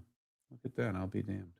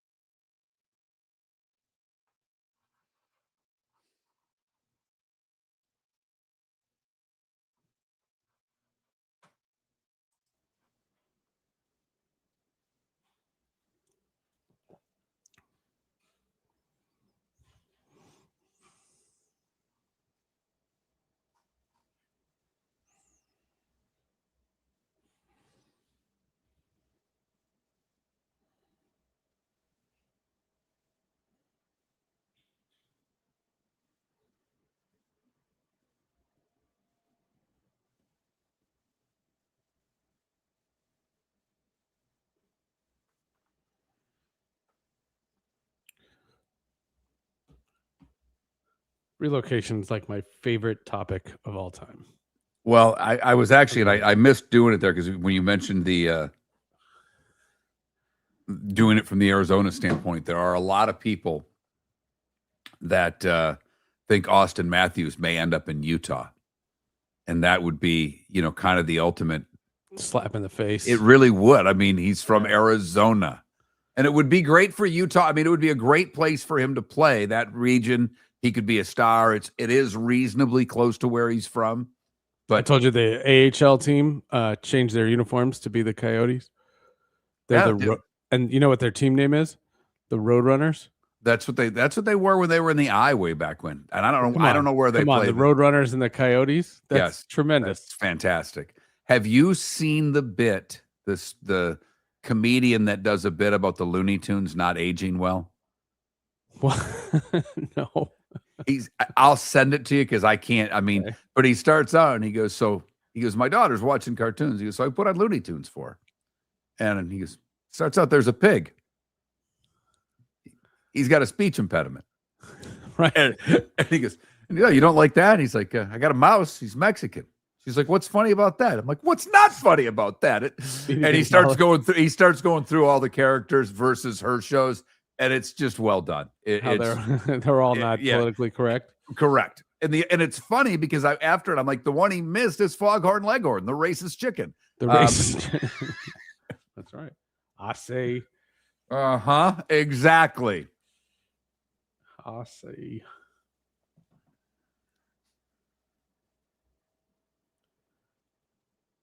Marta Kostyuk. took the first seed over Alina Svitolina.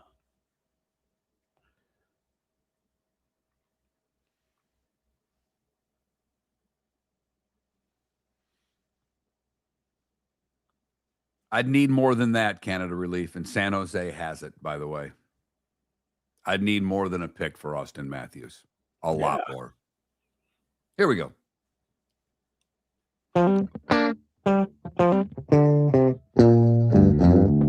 You're listening to Miller and Moulton. And now, here's Mark Miller and David Moulton. Miller and Moulton, millerandmoulton.com. Pelican Roofing of Florida text line is open. 21,000 is the number. Text the keyword Miller to 21,000 and then let it rip. Seth Everett sitting in for David today. David will be off this week. Trent will fill in the rest of the week. He did yesterday. Trent had a scheduling conflict today, so I was able to call Seth out of the bullpen. And Seth, I was thinking about you over the weekend. That's funny. I was thinking about you too. But you were the first person that I know, first adult, first non, teen 20-something to say, cut the damn cord. I mean, you were big on this is the way the world's going. We're going. I don't know what to tell you. You guys are old, and not that because we're not that far apart age wise. We're only 4 or 5 years apart. But he's like, I'm telling you, this is the way to go. 2017, I did it. I got rid of DirecTV. And I did it much later. I did it in the last couple of years, and I did it basically because the NFL Sunday Ticket moved to YouTube TV. I need that. I could get away with not having it for my job, but I thought that I needed it for work. So I made the switch. I'm very happy that I did. But I can tell you one thing that I could see people getting upset about, and it's on them. It's not on streaming because this was on me. I take full responsibility for overspending. And you had talked about this. You have to be diligent as a consumer because of streaming. If you want to do it for the most economical reasons, and you can do that, you have to be diligent. And I realized in my time at Hope Lodge, my wife and I actually watched Netflix for the first time in probably a year. We started watching some stand-up routines. Well, we went through that. Now I'm back home and I'm not watching them. So I dumped Netflix. That saved me about $20 a month. Sure. I just dumped HBO. There was really and they're not offended. No. It's not like trying to get out of a gym membership. Right. For those of us want to quit the gym. It is much easier. Now I will say the HBO one was a little more difficult because I did it through YouTube, so it took a little longer. But I got it done. It was not as difficult as quitting the gym. I'm telling you right now, they didn't send you to 4 people and give you another deal. You just got to find the right button. Right. But I dumped HBO. I realized there was 2 shows on HBO that are on weekly, and they're not on all the time. And summer's coming, and I'm pretty sure they're going to take a few months off. Because both of these HBO a lot, right? Both of these guys usually do. And I realized the one show I don't like as much as I used to like, and the other one I can live without it. At the end of the day, it's where I made my decision. Now you watch it a lot because you watch like the French Open on it. I've got YouTube TV for TNT, so I get what I need sports wise. So I have the YouTube TV. And Seth, we were talking about during the break. I could, if I really wanted to, probably get rid of that until September when the NFL starts. When the NFL starts again. Yeah. I mean, I am, it's not a cheapness. It's just being smart because I'll pay extra for the Sunday ticket through Fubo. I'll do that. But my argument is it's June 2nd and all my teams are in the off season now. All my teams. And as much as I've become a sports snob. I only watch my stuff. That's all I've been doing. And it doesn't matter to me. Now, in certain things, sports can come out. For example, this American Century Championship, the celebrity thing in Lake Tahoe that's on Peacock. I watch that because I'm doing a bunch of podcasts with it and I'm working with them. That's going to be an event, but that's on Peacock. I don't need Fubo for that. There's nothing until probably the U.S. Open the first time I'm going to want television. And so that's the last week in August. I'll sign up for Fubo again. I'm not divorcing Fubo. I'm taking a break. And what these streaming services do, first of all, they're going to give me deal upon deal upon deal to try to get me back. And think of it, just to stop you, Seth, for those of us that have Sirius, if you've dumped Sirius, and literally they will call you or send you an email and say, in fact, when I called Sirius, give you 3 months free, right? Every year I sign up for the $6 a month package, and you pay your $72 all at once. And then you get caught 1 month paying the $20 a month or $26 a month. And the minute I get that, I get hit one time. So I'm about $100 for 13 months. Yep. The minute I get it, I call them and say, can I please cancel my subscription? Yep. And they say, well, what if we gave it to you at $8.99? No, I want to cancel it. And then they follow that up with, what if we give it to you at $5.99? You know what? Okay, I'll sign up. It's the same thing every year. I laugh. So I spend my $72. I pay one full month, and we go through the same rigmarole every year. But with streaming services, you'd really just shut them off, and they're going to email you what it is. I will say, for me, it's being economical. You know, I dumped 2 streaming services that I wasn't using, and I was thinking about it with Seth.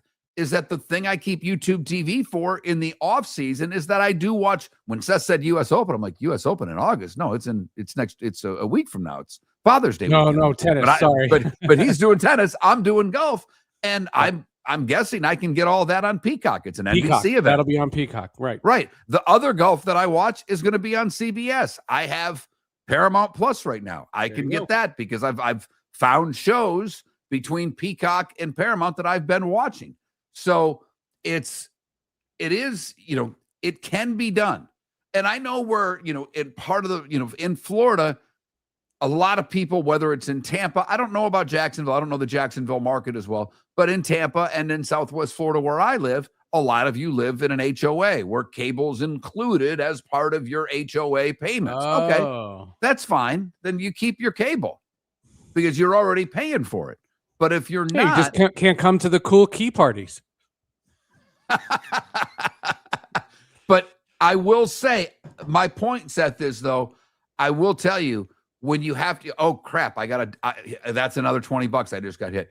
To have to go through the disconnecting, connecting, it's a bit of a pain. I can see where people would be bothered because if you're not diligent, all of a sudden you're paying just as much as you were for your cable television. I know. It's just that they're on all the apps, the cancel button is there, like on all these apps on your phone. I do them on my computer just because it's easier for me, but that's just, the way I do it. I'll cancel Paramount Plus. I canceled, and I'll get it again when the Champions League comes out because they're the exclusive home of the Champions League. That's how I do it. Yeah, I think, in fact, I'm done with my shows on there. So you know what? There's one more someone told me about. I'll give it a couple of episodes. And if it's good as advertised, I'll knock through it. I will say now that, we're about done with basketball and hockey. Now that I'm back home, after the show, I'd get my work done, get the podcast up, and usually sit down for an hour and knock a show out. That's just kind of my early morning routine, and then it's noon and we can work on our day. But I did think about Seth as I was dumping apps. I'm like, this is what he told me. This is how you got to do this. You got to stay on top of it. And that doesn't mean that if you want to watch something, like, deny yourself. No one's saying that. If you watch it, pay for it. That's okay. But don't fall into the trap where you look at your credit card statement and you realize you paid for something that you never even tuned in. Right. That's the gym membership theory. That's what you have. The trick. That's what you have to avoid. But just was thinking about that. Seth had me, oh, sorry. Seth had me listening to soccer on the radio over the weekend. That's all his fault. And but this idea that Congress wants Goodell to testify is a bunch of nonsense because it's called free market enterprise. And they have antitrust status. That's what it's about. Yeah, but putting a game on Wednesday night is not breaking your status. There's still 80% of your games are still on Sundays. It is dwindling. I don't know if it's 80% anymore. That's the one thing. It is dwindling. Sunday at 1:00 is not what it used to be. But I don't think it's affecting ratings. Like if It's the not. teams that are on in prime time. Because there'll be, instead of 8 games at 1:00, there'll be 6. That's fine. And the red zone will still be fun, and fantasy players will still get their fix.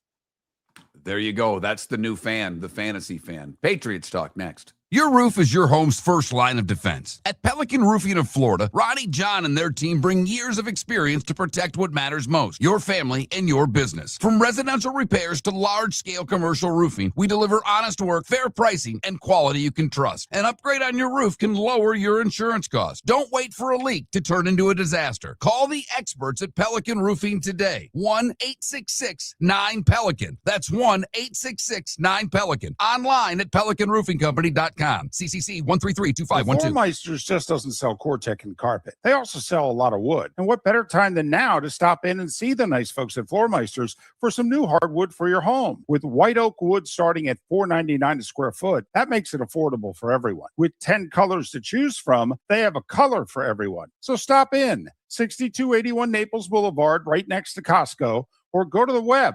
It's floormeisters.com.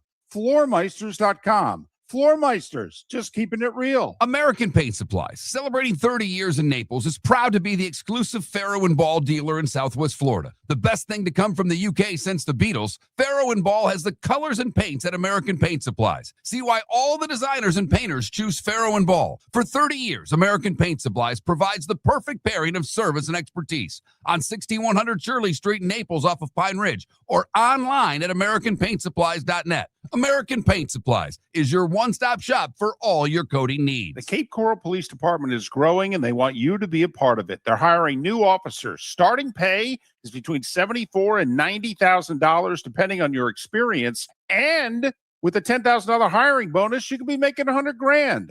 Enjoy paid holidays, off-duty details, plenty of OT opportunities. They're also hiring dispatchers and professional staff. So go to CapeCops.com. CapeCops.com. Be brave, be best, be Cape. This is Miller and Moulton. I'm sorry, Ambient, you're right. Cats 3. But stop it, Ambient. The NBA Finals will do 10 times the numbers of the NHL. They always do. You're comparing apples to oranges. You're just mad because your team got swept, so you're belittling the NHL. This is what you do. You do it all the time.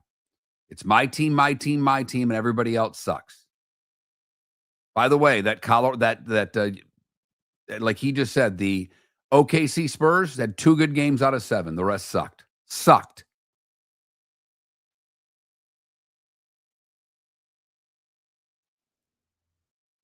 And Puck, no, I do not have Xfinity.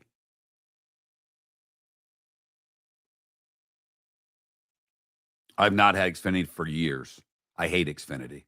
I had their internet up until about a year ago, and our neighborhood made a switch to, oh God, I forgot who we even have here. But I'm very fortunate in this neighborhood. We have fiber. I've got 500 up, 500 down speeds. It's incredible.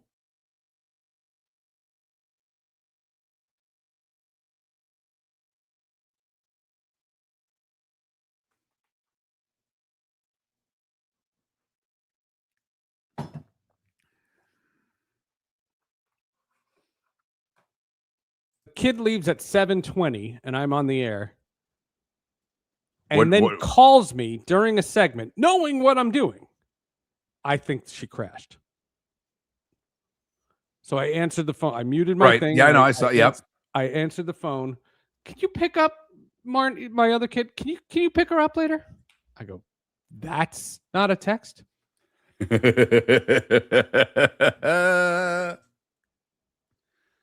Oh, that's so funny.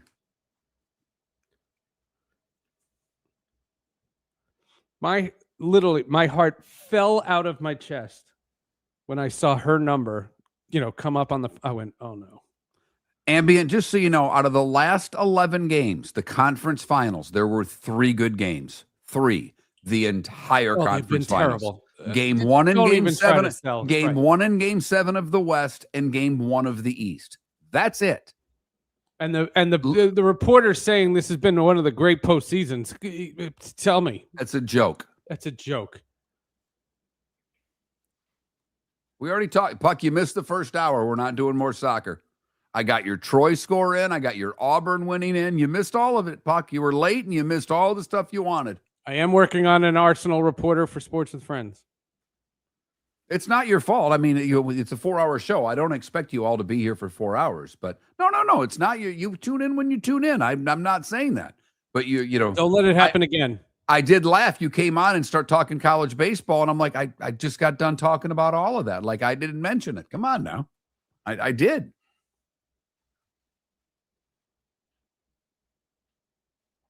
What'll be interesting is when Paramount Plus and HBO Max merge. I wish there was a way I could watch the NHL Network. That's the only thing I don't get, and that drives me nuts. Fubo. And I'm not buying another streaming service. Well, no. Fubo would replace YouTube. Yeah, but I need YouTube I'd have to do it post NFL. No, Fubo has NFL. No, they don't have. They do not have Sunday Ticket though. They have Red Zone. Oh, I see. Yeah, I'm not watching those out of market games.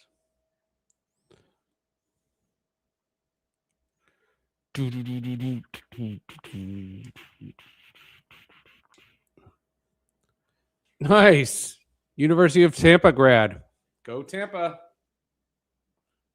I'm a Tampa dad.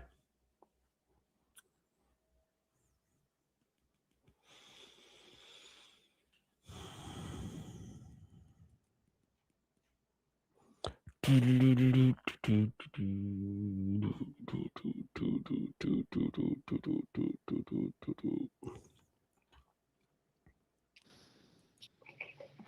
got us, Tim? Tim, can you hear us? What's that? Yep, I got you. Okay, good. All right.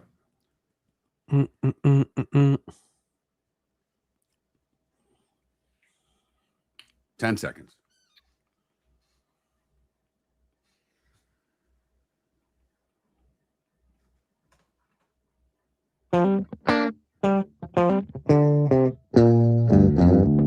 You're listening to Miller and Moulton. And now, here's Mark Miller and David Moulton.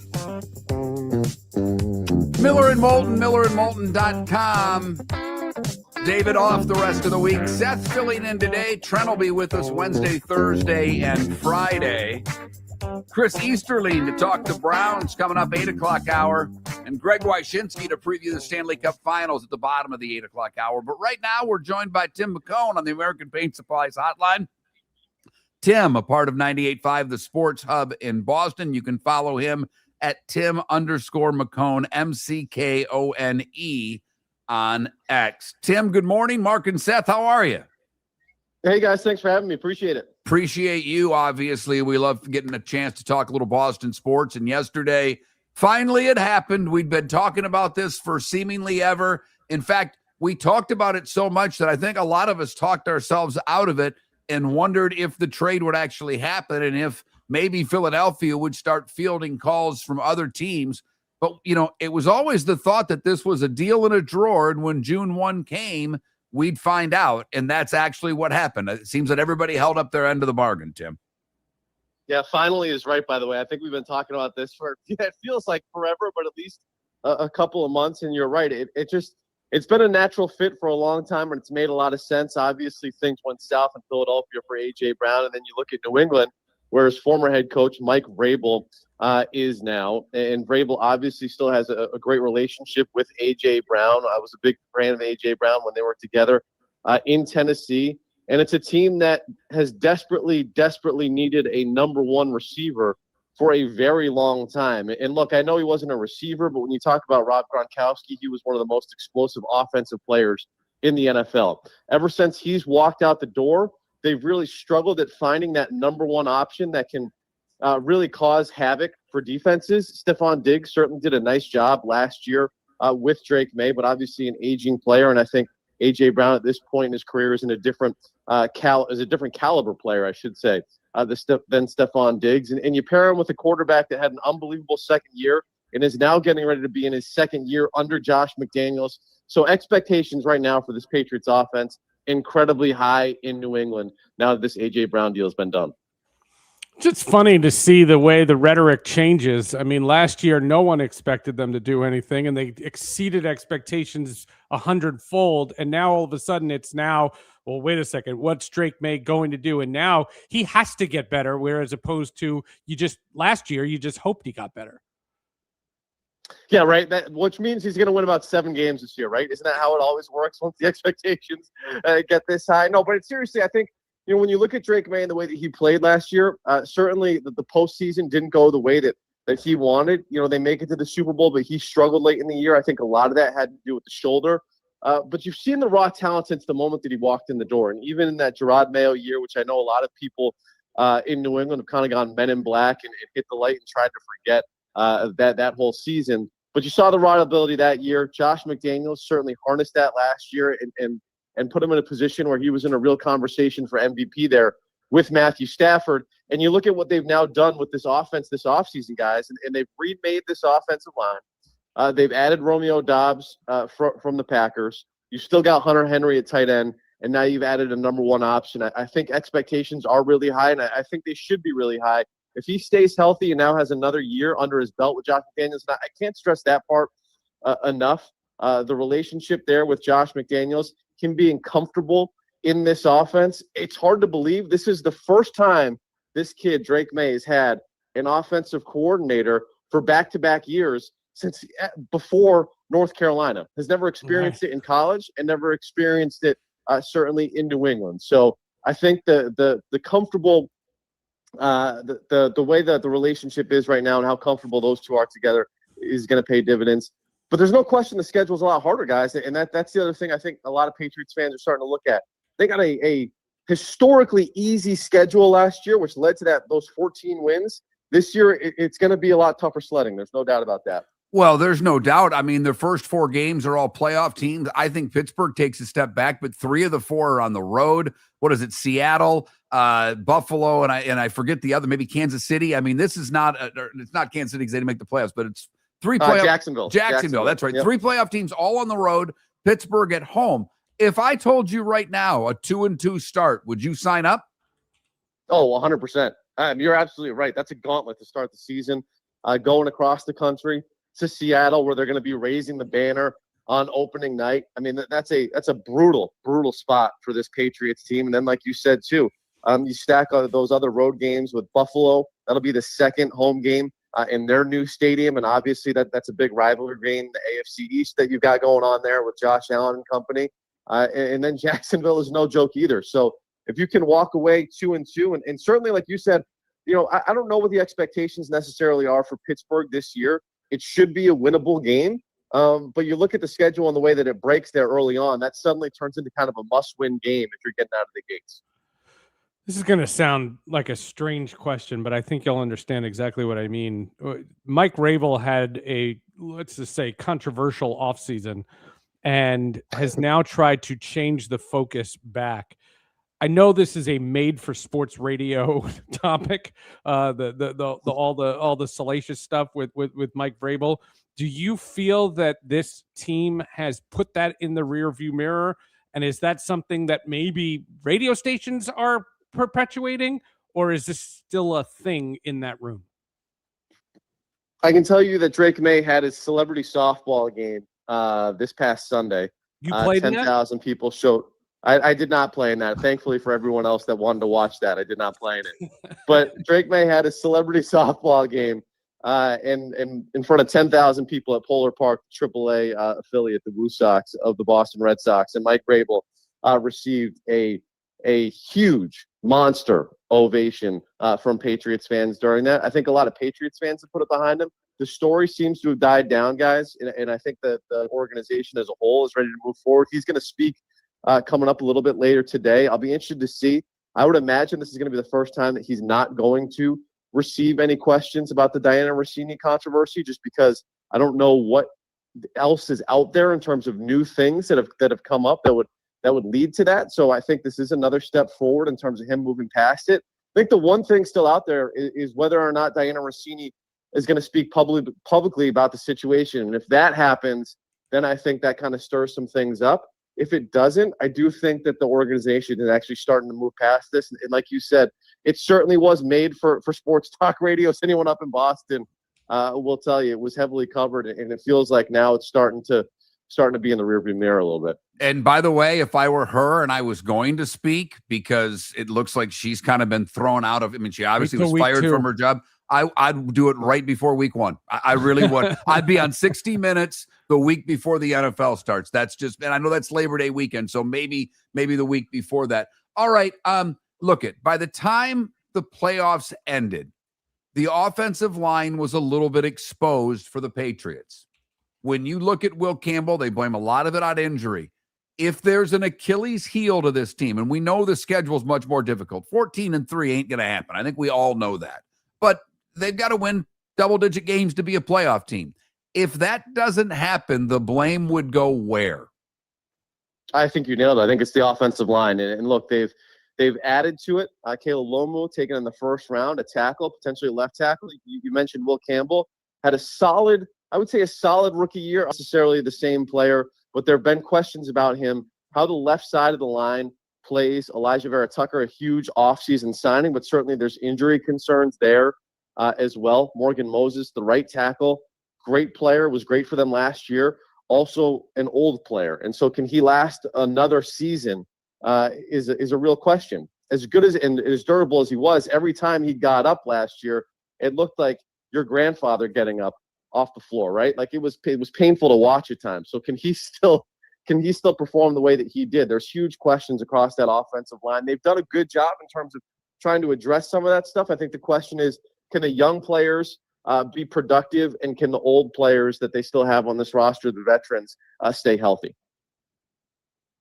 You know, one of the things that the Patriots will come into, you know, everybody talks about the quarterback, but the reality of it is that, you know, this defense also played above their pay grade last year and was able to, you know, they weren't they in the turnovers. I don't have the number in front of me, but just this idea that this team was good on all facets, and to maintain that is going to be a challenge. And yet everybody talks about the quarterback, especially now after the AJ Brown trade. Well, look, everyone's talking about the quarterback because we had to watch a lot of Mac Jones, Cam Newton, Bailey Zappi over the years. So people are excited to actually watch a quarterback play again. I would say that's a big thing in New England, right? Like, hey, we can actually have the forward pass be a part of the offense again, which has certainly been a nice change of pace over the last few years since Tom Brady walked out the door. So that's a win certainly for New England. When you talk about the defense, look, they've got some real talent on that side of the ball. I think the thing to watch now, guys, for the rest of the offseason is Christian Gonzalez. Top 5 corner in the NFL, really good player, also wants a new contract. So didn't show up at the start of OTAs. How does that play out? I think it's interesting, too, when you look at Witherspoon over in Seattle. Those two guys, both wanting new deals. Both of them are probably going to set the market. So who signs first? They have the same agent, by the way, too. So that's certainly something to see over the next few weeks. How does that play out? Does it drag on into camp? And is that a distraction moving forward for this Patriots team? The defensive line, certainly still a strength, guys. Milton Williams, who they brought over in that huge free agent deal last year for Philadelphia, was everything they could have wanted and more. So they certainly have talent on that side of the ball. And I think the defense, when you look at sort of the strengths outside of Drake May, is probably at the top of the list. Switch gears for my final question, because obviously the Red Sox have been an afterthought. They fired everybody, and I know things are not good as far as that goes. But David Ortiz had his golf tournament and said ownership's concerned. When the big fella talks, that gets you guys talking. So how much does what he said yesterday impact, you know, things going on in the next couple of months with the Red Sox? Well, I'm glad you brought this up, too, because I'll tell you what, huge story in the Boston Globe yesterday, owned by John Henry, I might add, about the Craig Breslow, and are the Red Sox in a better situation than they were when he first took over, and they kind of lay out some of the moves that he made. In that story, Theo Epstein was quoted talking about, or I should say sources close to Theo, we're talking about how he's disappointed with how much they've leaned into analytics over the last couple of years, and that they've gone too far with that. And I think when you have the combination of those things that you just brought up with David Ortiz talking about his disappointment, and Theo Epstein talking about his disappointment with the direction of the franchise, that is not a good situation for Craig Breslow. And certainly it's been a disappointing year. They had a great season last year. It felt like this team was building towards something. Really quiet off season. Didn't make a huge splash. And I think a lot of fans were still nervously optimistic that they were going to take a step forward, but it just hasn't played out that way, guys. They can't hit. It's a brutal offense to watch. Roman Anthony, a kid that certainly has all the talent in the world, hurt right now, but they tried to make him the face of the franchise at 21 years old. And I think that was just too much for a young player. And so we're in a situation now where this team is completely tanked this season. And I think Craig Breslow's seat gets hotter and hotter by the day. And I wouldn't be surprised if there's a major shakeup again for the second time already. And I know we're at the start of June, and that sounds crazy. But it's been that bad here in Boston. He's Tim McKone, part of 98.5, the Sports Hub in Boston, joining us on the American Paint Supplies hotline. Tim, thanks so much for your time. Really appreciate it. Thanks, guys. Tim McKone on Miller and Moulton. Well, I had to get one Red Sox question in. It was Patriot dominated because of the A.J. Brown move, and that makes all the sense in the world. We wondered if that was going to happen. That was really because we've known about this trade for seemingly ever. And Seth, I brought this up before because we thought Howie Roseman, the GM of the Eagles, had to field other phone calls. If the desk was in a drawer, if the deal was in a desk drawer basically for a month and a half, would he rescind on the deal if he got a better offer? Well, that didn't happen. If indeed this deal has been done a long time. You've been around sports a long time. If deals are, verbal and we're going to do this down the road, do you lose credibility as a GM if you were to rescind on something like that and trade him somewhere else? Would teams not want to work with you as much? Before. No, that's happened before. What I always think is in the NFL, because of the hype that you get, AJ Brown is going to now all of a sudden, have to have like when Randy Moss came to the Patriots, like it's going to have to be like this. All of a sudden, their offense is going to be so much better, and everything's going to be better. And you said it yourself, like their schedule is terrible. Could you see them being a 9-win team? Could you see them, scraping by to get in the playoffs? Especially Buffalo. Don't forget, Buffalo has that new stadium. I know we talk about Buffalo in the past, and it was that last year their best chance and all that other stuff. But what kind of Patriots team are they going to be? And just because last year they were expected to do zilch and they did so much, now they're poised for a drop-off. I wouldn't be surprised at all to see them miss the playoffs. I'm telling you, I've said that for a while. The schedule's difficult. They won close games. They got away with beating all the bad teams. It's not going to be as easy this year. There's not a doubt in my mind. If they make it, they're a wild card team because I still think that division is going to go through Buffalo. And he made a great point. New stadium. They've got New England early. I don't think they lose this year. Miller and Moulton talking Browns next. The Floormeisters just doesn't sell Cortec and carpet. They also sell a lot of wood. And what better time than now to stop in and see the nice folks at Floormeisters for some new hardwood for your home. With white oak wood starting at $4.99 a square foot, that makes it affordable for everyone. With 10 colors to choose from, they have a color for everyone. So stop in, 6281 Naples Boulevard, right next to Costco, or go to the web. It's floormeisters.com. Floormeisters.com. Floormeisters, just keeping it real. Your roof is your home's first line of defense. At Pelican Roofing of Florida, Ronnie, John, and their team bring years of experience to protect what matters most, your family and your business. From residential repairs to large-scale commercial roofing, we deliver honest work, fair pricing, and quality you can trust. An upgrade on your roof can lower your insurance costs. Don't wait for a leak to turn into a disaster. Call the experts at Pelican Roofing today. 1-866-9-PELICAN. That's 1-866-9-PELICAN. Online at PelicanRoofingCompany.com. CCC 1332512. American Paint Supplies, celebrating 30 years in Naples, is proud to be the exclusive Farrow & Ball dealer in Southwest Florida. The best thing to come from the UK since the Beatles, Farrow & Ball has the colors and paints at American Paint Supplies. See why all the designers and painters choose Farrow & Ball. For 30 years, American Paint Supplies provides the perfect pairing of service and expertise on 6100 Shirley Street in Naples off of Pine Ridge, or online at AmericanPaintSupplies.net.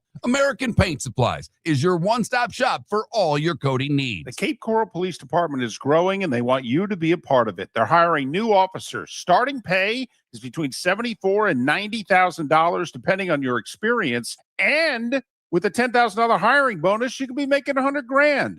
Enjoy paid holidays, off-duty details, plenty of OT opportunities.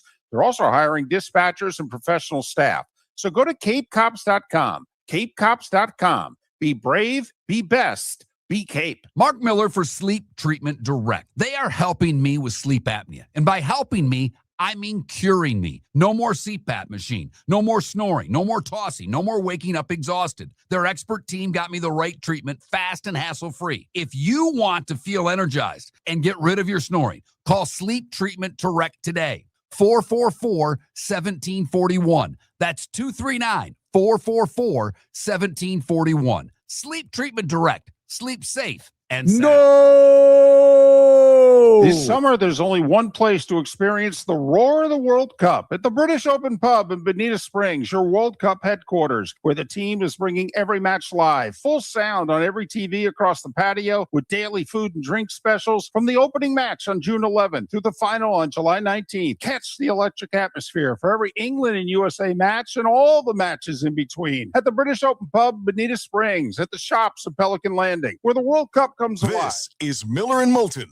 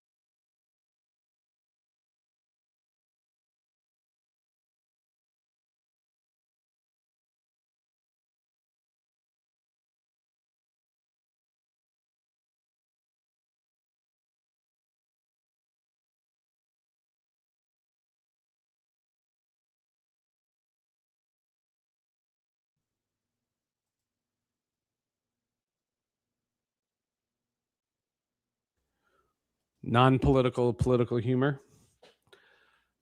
I went to the Arsenal website to buy my championship T-shirt. Yeah, First ad, no tariffs. that's funny. That's funny. That is fun. Funny's funny. That's a rule on this show, Seth. Funny's funny. Funny.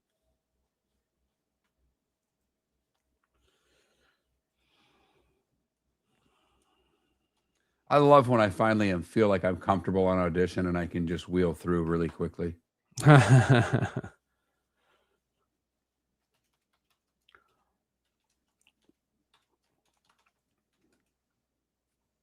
You see, I made a 60-second video promoting Freddie Gonzalez on Sports with Friends. I did not. Yeah, What it's I've on TikTok, and Instagram, and Do you do all that yourself? well, I just learned because of Emerson. That's what I took this. I took a technology class, a storytelling with technology, and I learned all that stuff. Okay, I may need a crash course from you.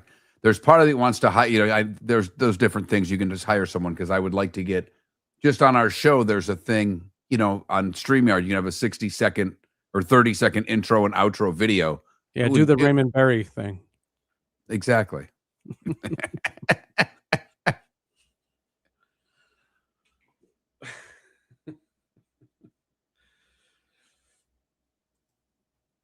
Probably need to put hour 1 since it's not hour 2 that I'm posting right now.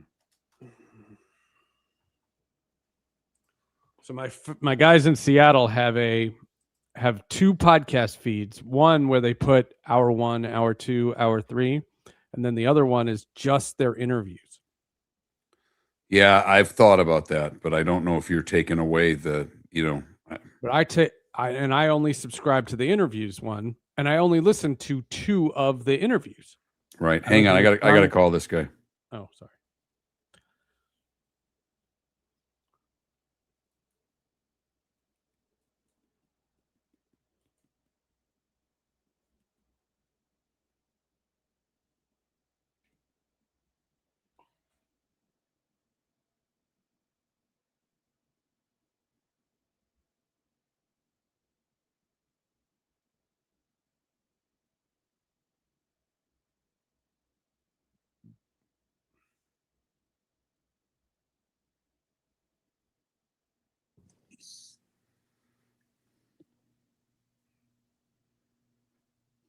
You got us, Chris? Yep, I do. Okay. I always worry. The Bluetooth technology I don't trust. I get it. I'm on my phone in my car in case if there's some No worries. reception issues. Let me know.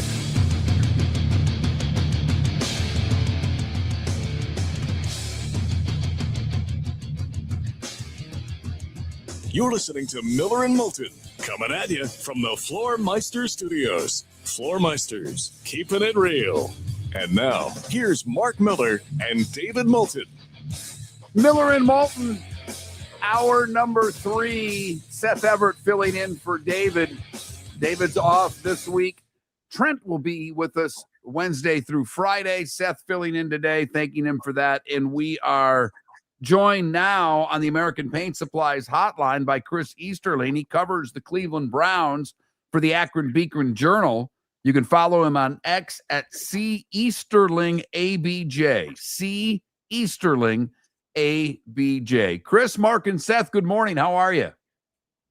Doing fine. How you fellas doing this morning? Well, we're doing really well. On a scale of 1 to 10, just how surprised were you yesterday when the news broke that Myles Garrett is now an LA Ram? 6. Really? When they did the contract structuring back in the earlier in the offseason, this always was ability, and June 1st always was sort of D-Day, so to speak. It was the day where because the contract became more tradable after June 1st, it always became sort of the day where it was a probability, and you just don't do what they did with that contract without probably the expectations of trading him.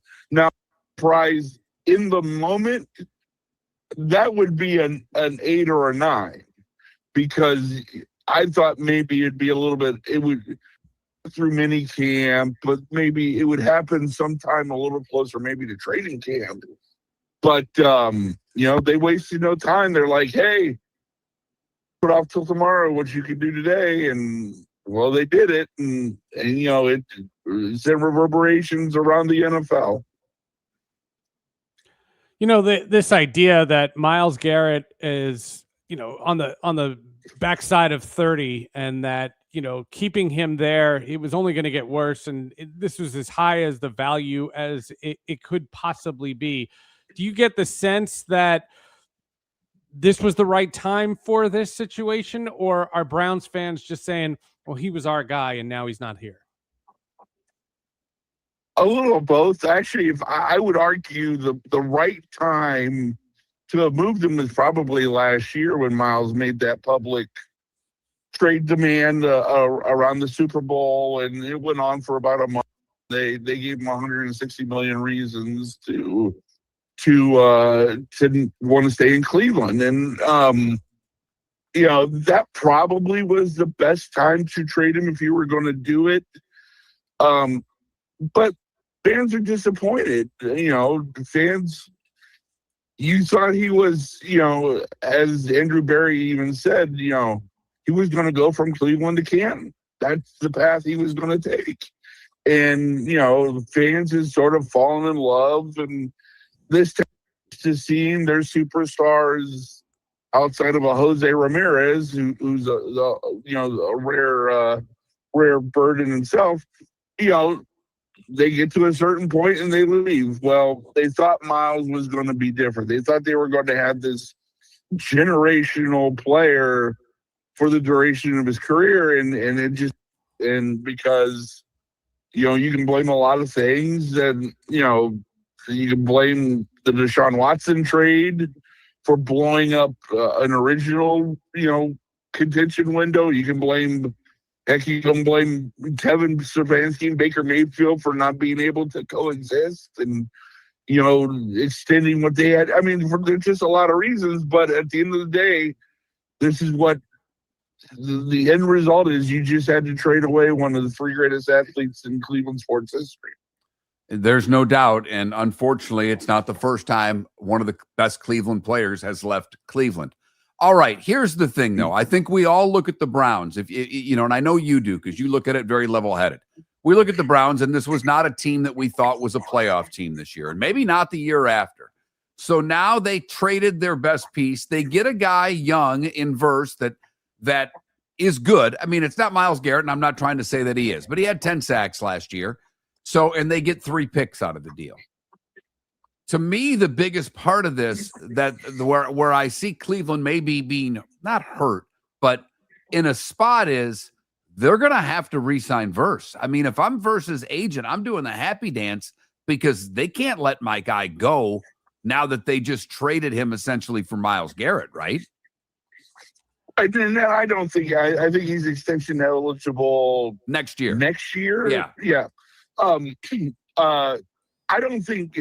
I think that's another thing that was part of the trade is aligning all the young stars or what they hope are young stars on this team, along the same track. And they can do that when they're all 25, 26 years old, like this core is. And I don't think that's going to be the problem for all of Jimmy Haslam's flaws.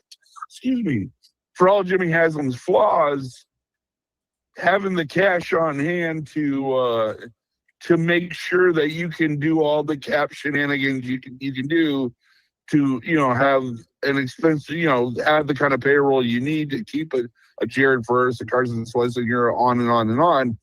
I think they'll be fine there. But in terms of Verse, you have to now be the All-Pro. That's where if I'm Jared Verse, I go, this is what I'm walking into.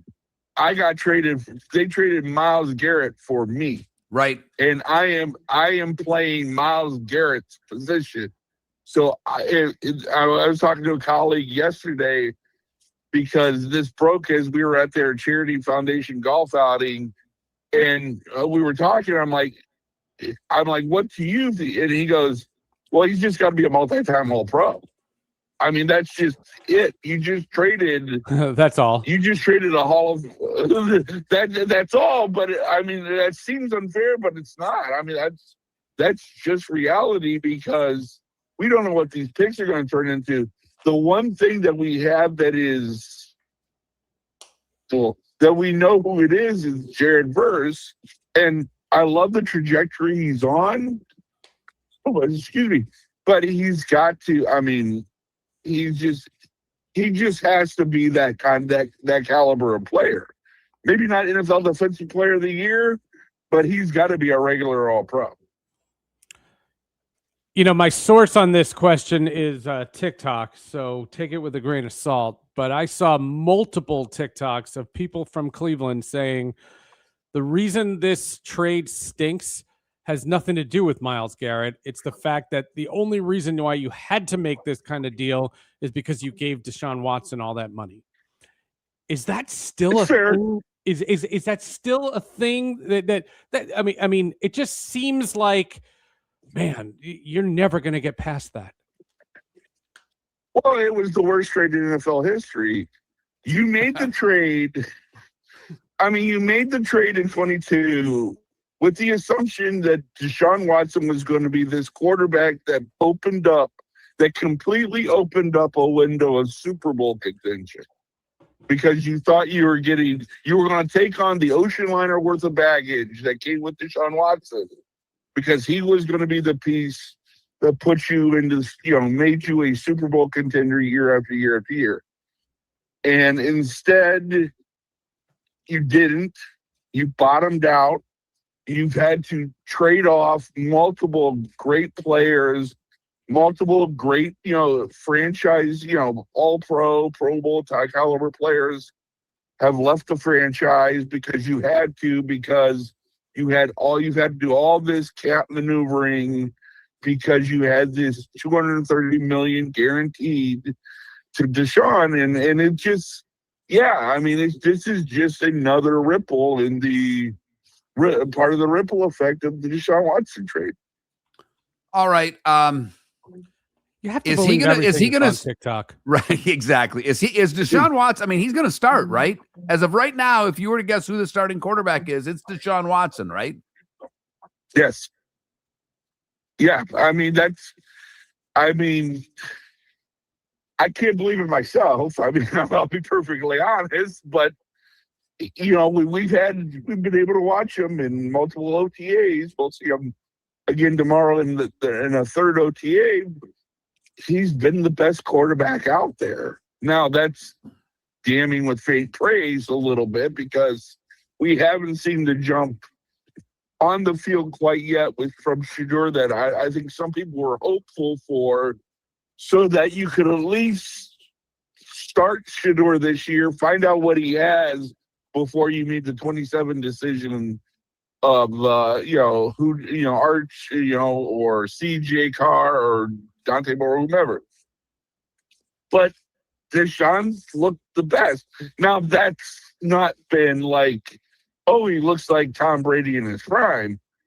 It just means that he's had more throws that have looked nice, but generally he follows one of those throws up with, oh, that's why everybody was frustrated with you beyond the injuries the last 4 years. We shall see. It will be an interesting year, to say the least. I don't know if there's pressure everywhere, but we'll see how it turns out. Chris Easterling covers the Browns for the Akron Beacon Journal. Chris, thanks so much for your time and your insight. We truly appreciate it. Hey, always appreciate you being on with you guys. Chris Easterling, Akron Beacon Journal, joining us here on Miller and Moulton. All of our guests appearing on the American Paint Supplies Hotline, your one stop for all your coating needs. The Browns open with 2 road games, both in Florida, both in the heat. 1:00 games at Jacksonville, at Tampa Bay. And then Who they said host the NFL doesn't have good 1:00 games?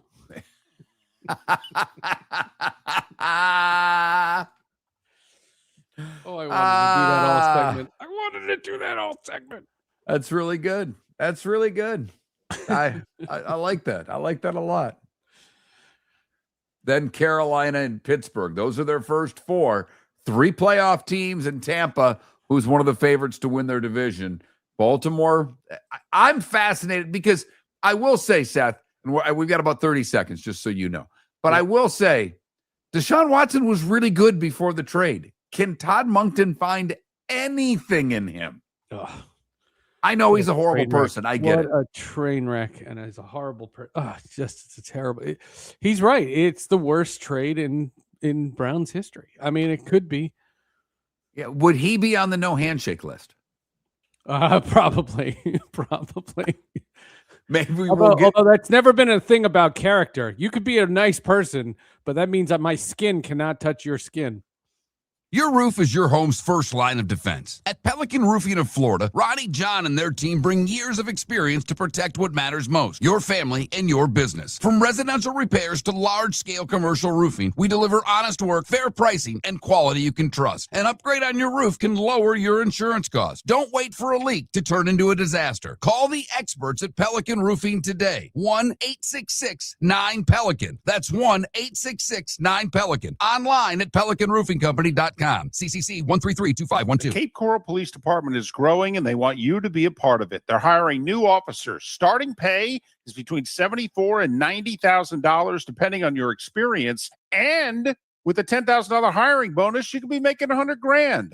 Enjoy paid holidays, off-duty details, plenty of OT opportunities. They're also hiring dispatchers and professional staff. So go to capecops.com. Capecops.com. Be brave, be best. Be Cape. American Paint Supplies, for nearly 30 years, is your one-stop shop for all your coating needs. If you are a designer, a contractor, a professional painter, or a weekend warrior, American Paint Supplies is the place where experts go to get expert solutions. At 6100 Shirley Street in Naples off of Pine Ridge, American Paint Supplies delivers the best solutions with the best products with the best support. Meet Gene and his team today at American Paint Supplies. Call 566-2700. That's 566-2700 or online at AmericanPaintSupplies.net. Floormeisters just doesn't sell Cortec and carpet. They also sell a lot of wood. And what better time than now to stop in and see the nice folks at Floormeisters for some new hardwood for your home. With white oak wood starting at $4.99 a square foot, that makes it affordable for everyone. With 10 colors to choose from, they have a color for everyone. So stop in,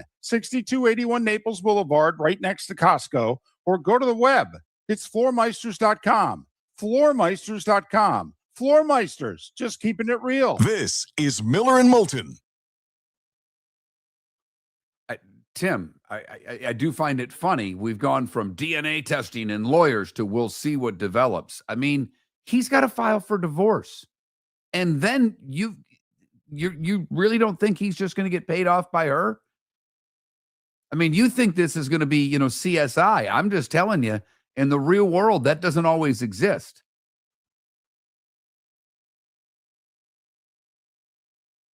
You may think he's a scumbag, and he may be a scumbag. But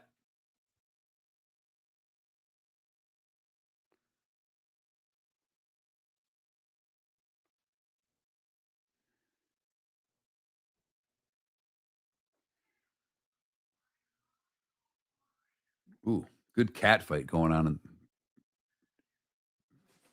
Ooh, nice.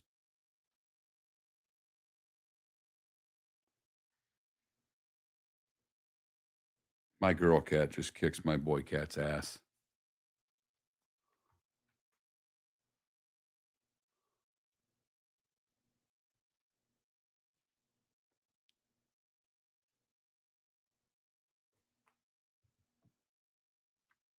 Because he cheated on his wife, Enzo? I mean, I don't know. You guys, you can be the morality police. Knock yourself out.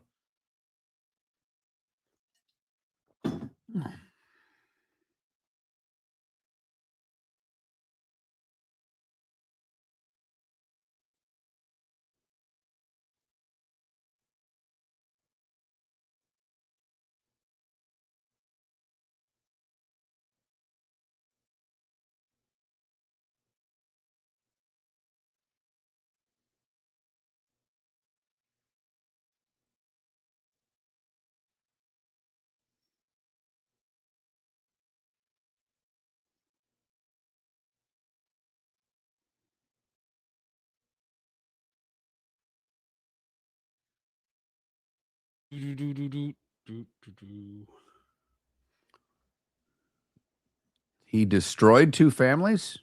Are they divorced? He and his wife are still together. Who are we talking about?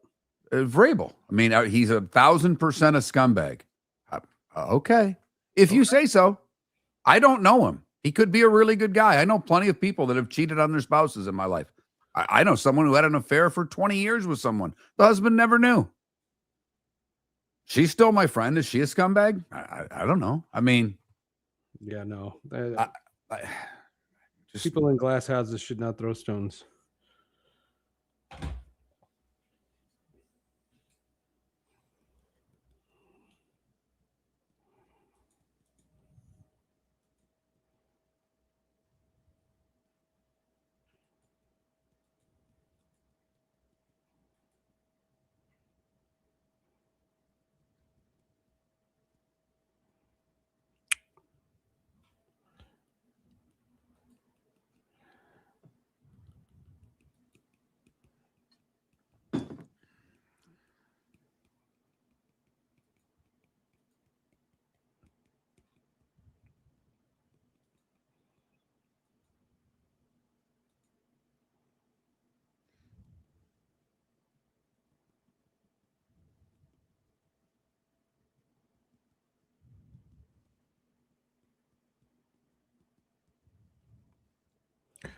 Oh, I want the Spurs to win so much.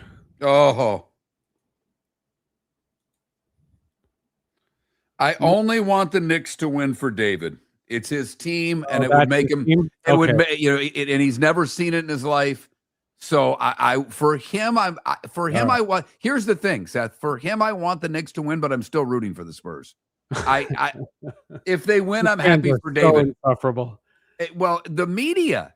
That's. I mean, the whole Stephen A thing, and I you can't help because they've got the final. It's, come on, just leave me. He has his voice is like fingernails on a chalkboard.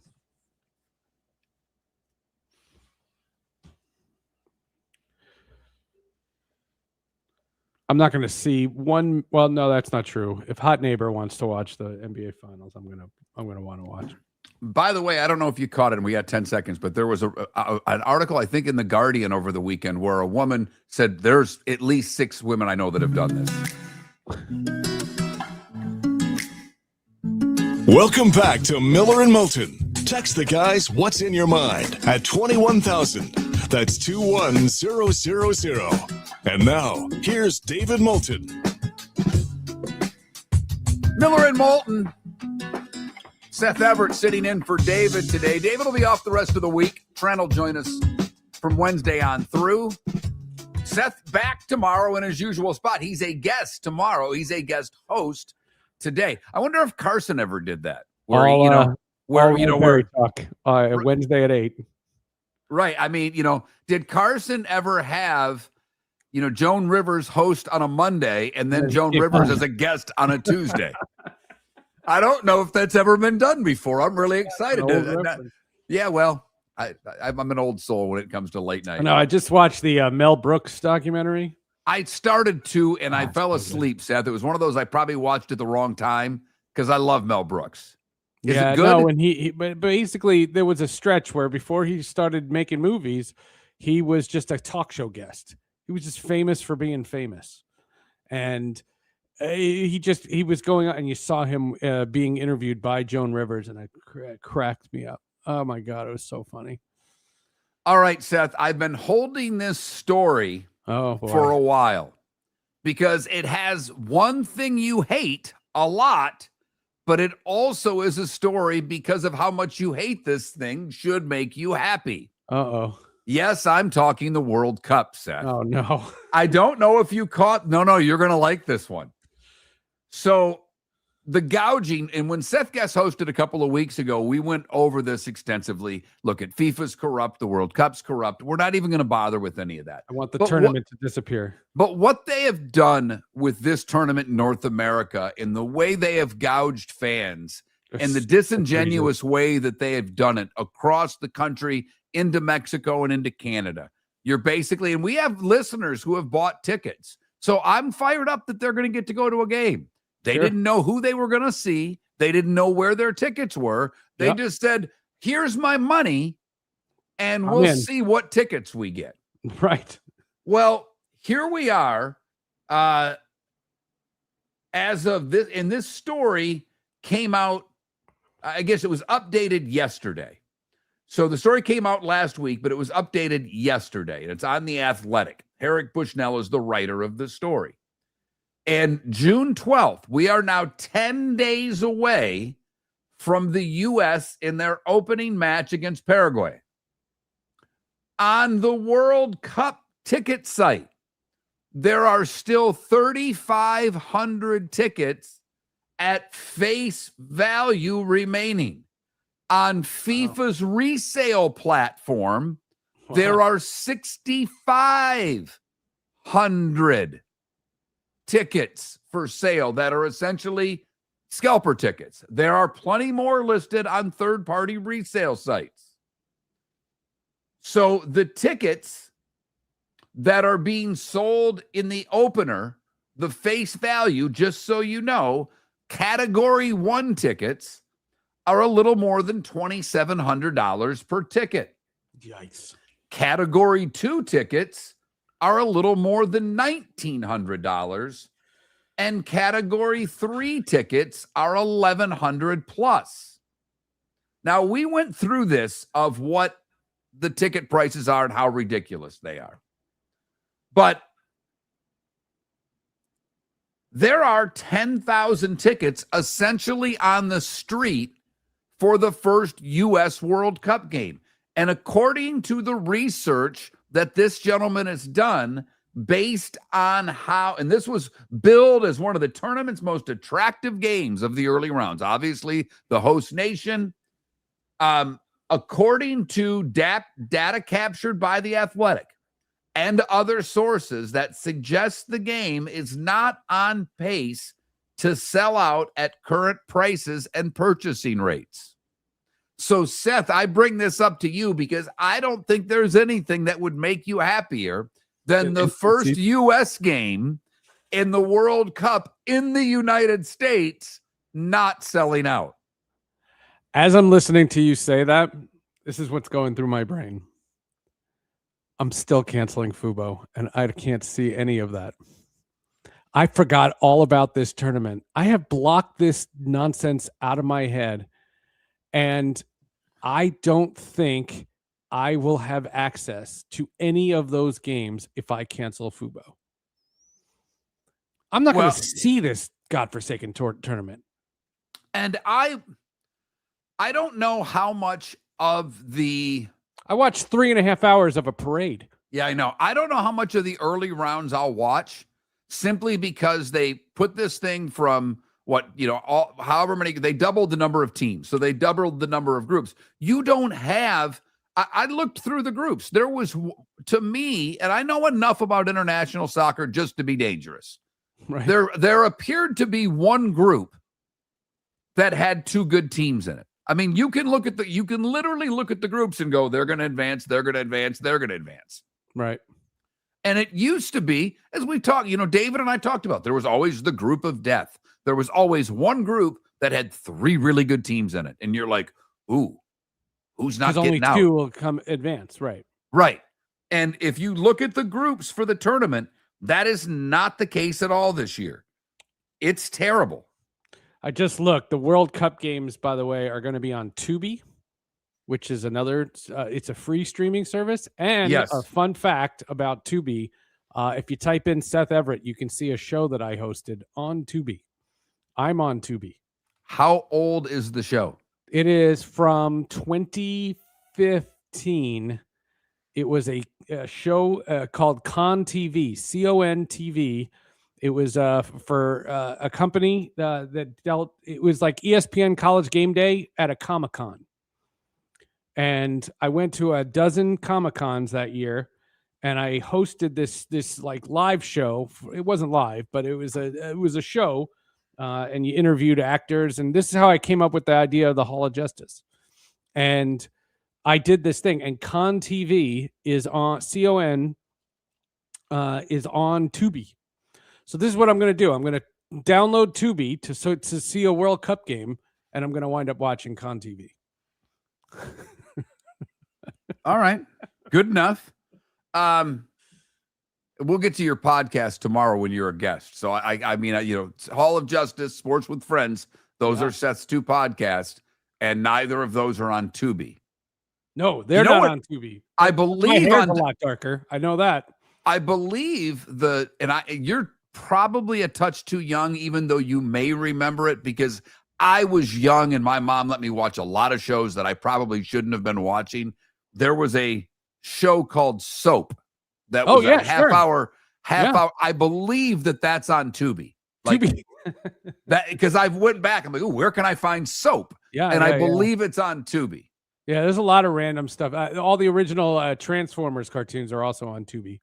There's a lot of random stuff on Tubi, but Fox owns Tubi, and Tubi. Unlike their Fox One service, which is a pay service, which will also have the World Cup games. I believe World Cup games are on Tubi. I remember reading something like that. So I am fascinated by whether or not the U.S.'s first World Cup game sells out, because if there are empty seats for that, that'd be great. That's a bit of a slap in the face to the $1,100 for a ticket. Like, the Knicks are playing in the NBA Finals, and they're setting records for what third-party tickets are going for the NBA Finals. I'm not surprised. It's New York. There are more millionaires in New York than any other city in the world. And the Knicks are extremely popular in that city, and they haven't been to the finals this century.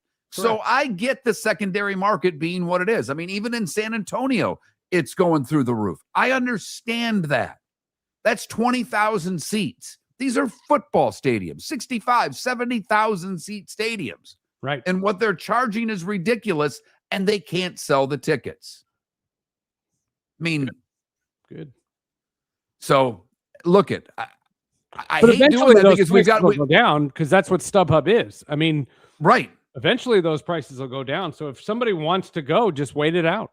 Wait it out, but you've got to get, you got to kind of be in that market. And look at, I'm telling you right now, in New York, you got to leave now to get there. We've got a local sponsor, the British Open Pub. I love going to the bar and watching soccer matches. It's an incredible experience. It's a lot. It's just, you're not at the game, but you've got everybody doing their thing. It's a lot of fun. Speaking of empty seats. Oh, yes. Yeah, Stanley Cup starts tonight. Greg Whyshynski next. The Floormeisters just doesn't sell Cortec and carpet. They also sell a lot of wood. And what better time than now to stop in and see the nice folks at Floormeisters for some new hardwood for your home. With white oak wood starting at $4.99 a square foot, that makes it affordable for everyone. With 10 colors to choose from, they have a color for everyone. So stop in. 6281 Naples Boulevard, right next to Costco, or go to the web. It's floormeisters.com. Floormeisters.com. Floormeisters, just keeping it real. American Paint Supplies, for nearly 30 years, is your one-stop shop for all your coating needs. If you are a designer, a contractor, a professional painter, or a weekend warrior, American Paint Supplies is the place where experts go to get expert solutions. At 6100 Shirley Street in Naples off of Pine Ridge, American Paint Supplies delivers the best solutions with the best products with the best support. Meet Gene and his team today at American Paint Supplies. Call 239-566-2700. That's 566-2700 or online at AmericanPaintSupplies.net. Your roof is your home's first line of defense. At Pelican Roofing of Florida, Ronnie, John, and their team bring years of experience to protect what matters most, your family and your business. From residential repairs to large-scale commercial roofing, we deliver honest work, fair pricing, and quality you can trust. An upgrade on your roof can lower your insurance costs. Don't wait for a leak to turn into a disaster. Call the experts at Pelican Roofing today. 1-866-9-PELICAN. That's 1-866-9-PELICAN. Online at PelicanRoofingCompany.com. CCC 1332512. Mark Miller for Sleep Treatment Direct. They are helping me with sleep apnea. And by helping me, I mean curing me. No more CPAP machine. No more snoring. No more tossing. No more waking up exhausted. Their expert team got me the right treatment, fast and hassle-free. If you want to feel energized and get rid of your snoring, call Sleep Treatment Direct today. 444-1741. That's 239-444-1741. Sleep Treatment Direct. Sleep safe and This sound. is Miller and Moulton.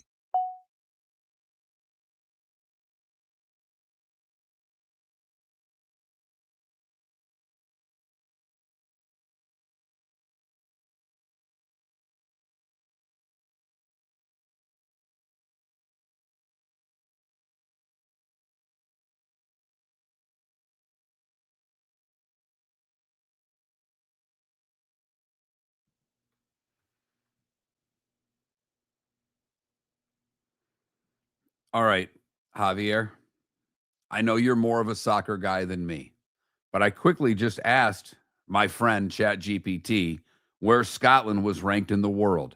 They are currently ranked 43rd in the world.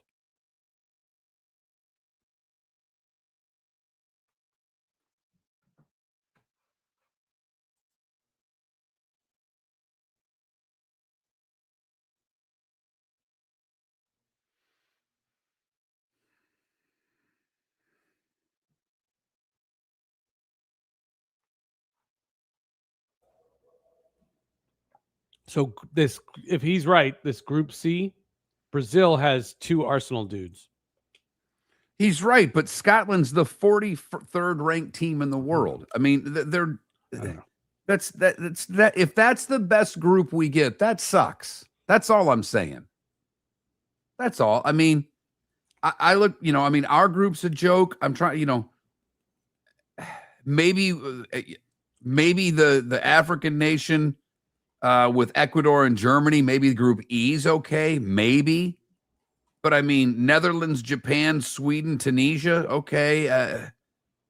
Tunisia. Right. I mean,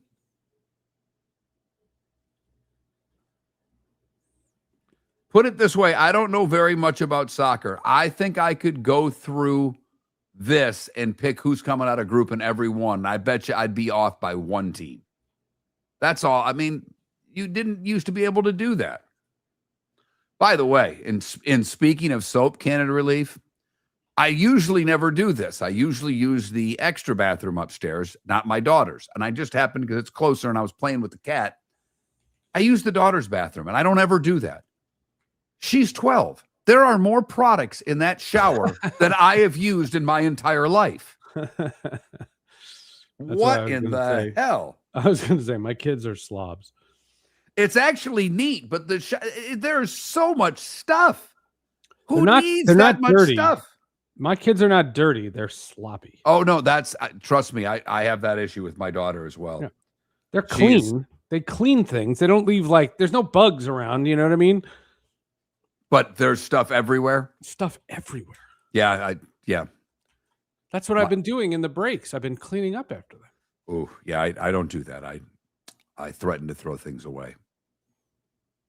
Your daughters are too old for that. Has a horse show this weekend, so the big one is with me. Where is the horse show? Saugerties. Okay. I have to find out. I'm having lunch with my wife's best friend. She's in town. We're having lunch with her Thursday. I got to see how many, because she works for Rutgers and she still does a lot of shows. She jumps and does all that stuff. She works for Rutgers?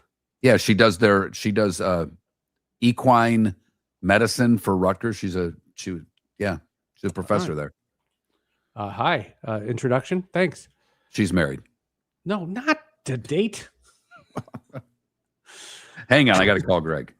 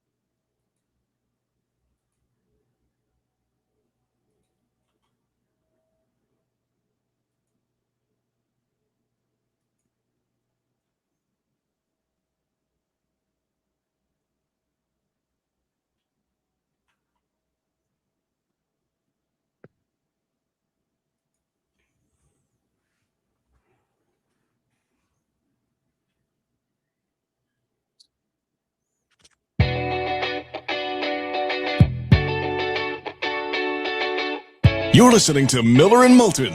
And now, here's Mark Miller and David Moulton. David with the day off today. In fact, he'll be gone for the week.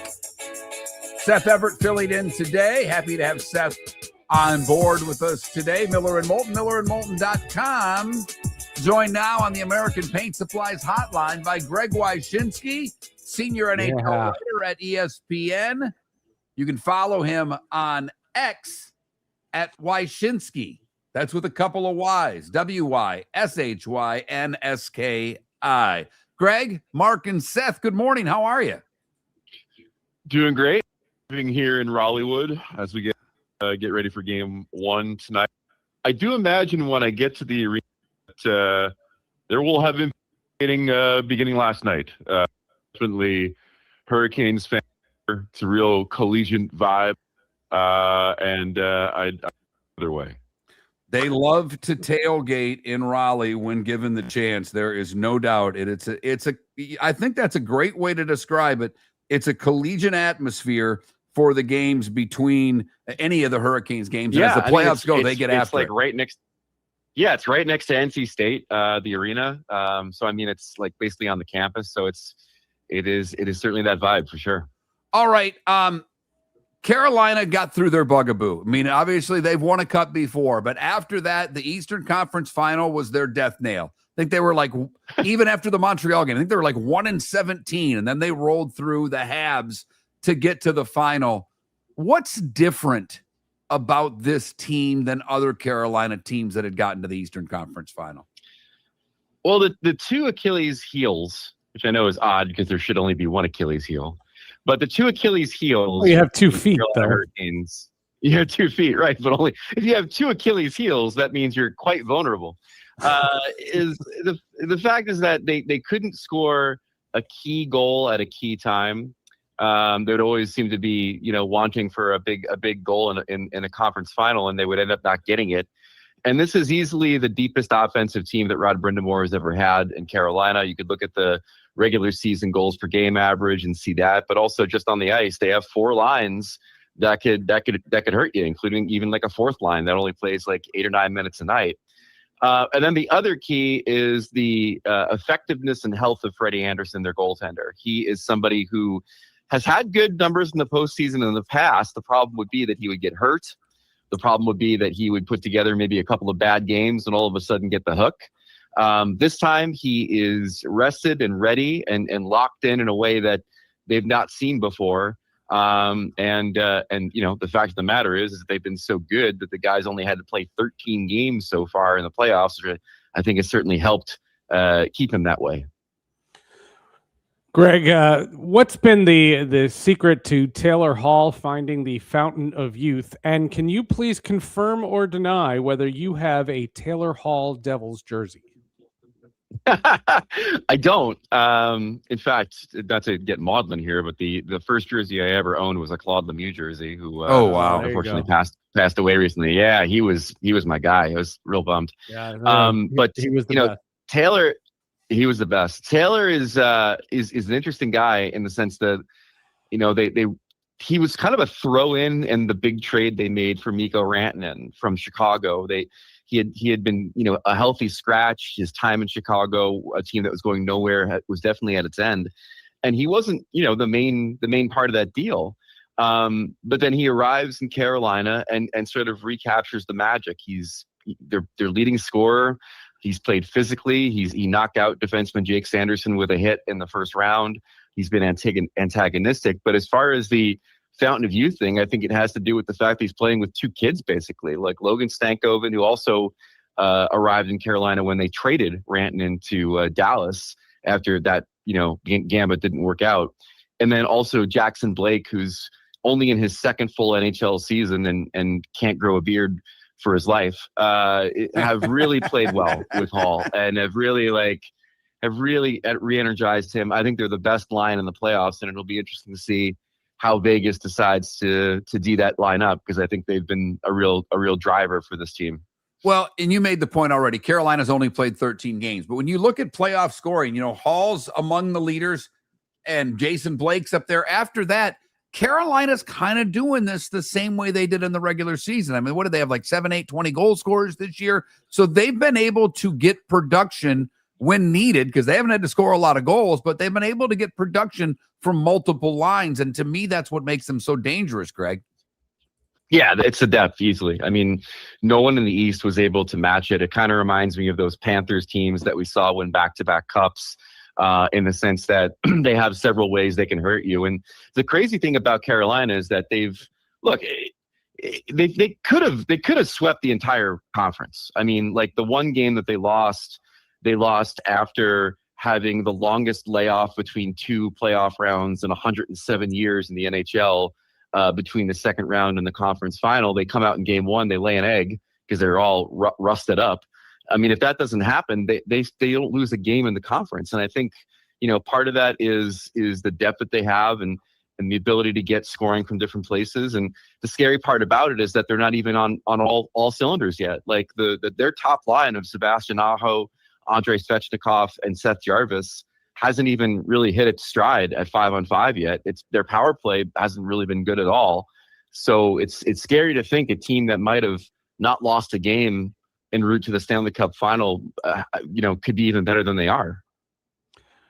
How will we know if this is going to be like a classic final? How will we know that this has the potential to be, a 6 to 7 game series? There's all this talk about the economics of the whole thing. And, all these experts were coming in before the season started. Oh, you can't have Tampa or Florida in the final. You need somebody else. Well, you got Carolina, and now what do you have? This idea that you want to get the casual fan to tune in. What needs to happen? Does it need to be a classic game 1 or game 2, or does Vegas have to win one of these first 2? Well, if we learned anything from Four Nations, it'd be great if 6 guys decided to fight in the first 9 seconds of game 1. That's a real good hook. Yeah, we've learned pretty. We have good evidence that does well for your tournament. I think we'll know in game 2. To be honest, like today, it's going to be a very interesting feeling out game. Both of these teams like to kind of do the same thing, which is take away the good offensive talents on the other side. And so now you've got 2 sort of, similar forces clashing. So I think we're all very curious as to how that looks stylistically. But, the winner of tonight is obviously putting themselves in a good situation, but we're really going to understand what we're dealing with the winner of game 2. And I do think, and again, we haven't really talked a lot about Vegas. I think they're a good team. But I do think there's a reality in the multiverse where this is just a juggernaut in Carolina. And like we are leaving Raleigh with Vegas down 2-0. Like there's a possibility that happens. And if that's the case, then we could look, this could be a short one. All right. Well, Montreal had played back-to-back 7-game series. And by the end of game 5, they just looked exhausted. They really did. And they're young, but they were a deep team. I look at Vegas from a depth standpoint. I think they're the deepest team that Carolina's faced so far. Stone's now back. I don't know how healthy he is, but he's back. They've got 3 centers that can play. You already mentioned their style. They're not a young team. This is a veteran team. They kind of know what they're doing this time of year. So is this the deepest team Carolina's played so far? Yeah, I think the only one that could contend for that crown would be Ottawa in the first round, just because they had multiple scoring lines that in theory you'd have to worry about. I think in the case of the Flyers and in the case of Montreal, the Hurricanes could just throw their Jordan Staal, Jordan Martinook line against the top scorers and know that they're going to be taken care of. And against Vegas, I mean, much like Vegas is going to have to figure out which line they want to throw Mark Stone and their best defenders against, Carolina's going to have to pick their poison. Do you throw that line against Mitch Marner's line? Do you throw that line against Jack Eichel's line? It's going to be an interesting little chess game from Rod Brindamore. So, yeah, easily the deepest team that Carolina will have faced, and certainly a team that I think, it's not outlandish to say has a wee bit more star power on their roster than the Hurricanes do. You mentioned earlier Claude Lemieux, and we'd be remiss to have you on and not address the elephant in the room. That was a shocking story, but even worse was the details once the authorities confirmed what had been reported about it being a suicide. You're in Raleigh. You're with so many NHL people, whether it's media, players, execs, all these people, and you're so dialed in. What's been the scuttlebutt about the fallout from what has just been a tragic story? It's been sadness. I mean, he's someone who had a real impact as a player. Sometimes on the guy you hate to play against, but kind of also hate as your teammate, but you respect how well he plays. Detroit fans. Yeah. I'm a diehard Wings fan, and I when he did the podcast with McCarty, I thought that was such an incredible moment for the two of them. And if McCarty could forgive him, I don't know how a Wing fan couldn't. Yeah. Right. And McCarty came out with a good statement about him as well. And, so I think his impact on this series, for lack of a better phrase, is that he was the agent for Freddie Anderson, the Canes goalie. Yep. He was the agent for Rasmus Anderson, a defenseman on the Vegas Golden Knights. So both of those guys have had to play with a heavy heart and have certainly answered some questions in the last 24 hours about their deceased agent. But also, Gary Bettman is going to speak today ahead of Game 1, and the NHL has a very delicate relationship with head injuries and concussions, and has been a CTE denier in the past. And with the family coming out with a statement saying they're going to donate Claude's brain to science and evoking the idea that CTE played a role in his suicide, I would be shocked if Bettman's not asked about it today. And that's going to be a very uncomfortable moment for a league that I think has a lot of really positive momentum and would like to just tell that story today. Well, one other bit of negative momentum that I would think Bettman's going to answer a question about is Bruce Cassidy, the coach who was fired by Vegas, and Vegas won't let interview anywhere else. I get that they're still playing and they're trying to go, well, we're just focusing on now. That's a weird, for lack of a better term, Greg, that's a really weird story. It is weird. I'm torn on it because on the one hand, it is absolutely within the tradition of the NHL, where if you tell a guy that you don't need him anymore, and it's not like you're saying he's a bad coach, it's just that you need a different message. And obviously the message John Tortorella gave this Vegas team was more effective than the one that Bruce Cassidy was giving them. Then you let that guy coach somewhere else. But I do understand the idea that if you're the Vegas Golden Knights and the place that wants to hire him is Edmonton, and Edmonton has 2 years left at most with Connor McDavid before he probably leaves, and this guy walks in and can fix, 65% of the problems that they have with the way they play, and they're in your division, and you can prevent it. Like, right? Who among us? Yeah, who among us? So, like, Vegas is evil, and they know they're evil, and they don't care that they're evil, and that's why they're able to do this. Like, if there's one team that would do this, it would be them. But I agree with you. Like, the scuttlebutt has always been, they're going to do this until a point in which the NHL steps in and says, you've got to let this guy work. Like, what are you doing? And I'd be really interested to hear what Bettman says to that, because, there is actual no contractual reason to compel the Golden Knights to let this guy coach wherever he wants. I do think they have to grant him permission to coach somewhere, but I don't think it necessarily has to be with the division rival. He's Greg Whyshynski, formerly the Puck Daddy, now just at Whyshynski, senior hockey writer for ESPN. Greg, enjoy the final. Let's hope we get 7 games. Carolina's been better than that so far. We'll find out starting tonight. Thanks so much for your time, Greg. Anytime. Thanks for having me. Greg Whyshynski. He's and I'm glad you asked the Claude Lemieux question, because I was going there. It's impossible not to talk about it. It's an unspeakable tragedy. And the point that he brought up, that the family is giving his brain to Boston University for research to see if it was CTE, and the fact that the NHL has really avoided any conversation, where the NFL, it took them forever, but they made their payoff. They've moved past it. The NHL's never gotten to that point yet, Seth. Real quick, Claude Lemieux won the Conn Smythe with my beloved Devils in 95. And then in 96, I moved to Denver and get the pregame job for the Colorado Avalanche. And he's on the Avalanche. And it was like interviewing your hero. It was the coolest thing. And he was so cool. And he was such a nice guy. And I enjoyed covering Claude Lemieux as well as rooting for him, because then he went back in 2000. He went back to the Devils. And I moved on to Seattle, and it was just, I felt connected to him. I talked to Ken Danico when it happened, not for a podcast, not on an interview, just because I adored Claude Lemieux.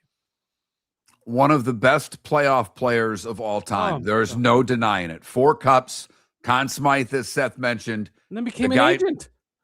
And one of the all-time leading goal scorers in the postseason. Miller and Moulton, the Pro Hours, next.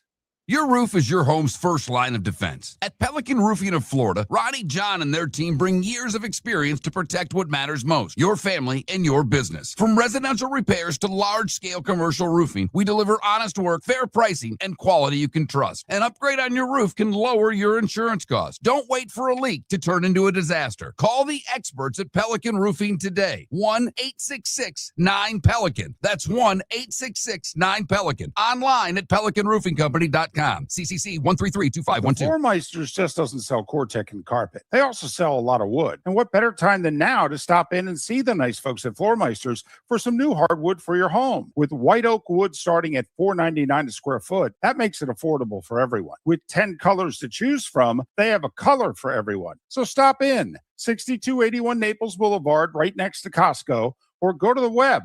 It's floormeisters.com. Floormeisters.com. Floormeisters, just keeping it real. Mark Miller for Sleep Treatment Direct. They are helping me with sleep apnea. And by helping me, I mean curing me. No more CPAP machine, no more snoring, no more tossing, no more waking up exhausted. Their expert team got me the right treatment, fast and hassle-free. If you want to feel energized and get rid of your snoring, call Sleep Treatment Direct today. 444-1741. That's 239-444-1741. Sleep Treatment Direct. Sleep safe and The sound. Cape Coral Police Department is growing and they want you to be a part of it. They're hiring new officers. Starting pay is between $74,000 and $90,000 depending on your experience. And with a $10,000 hiring bonus, you could be making $100,000.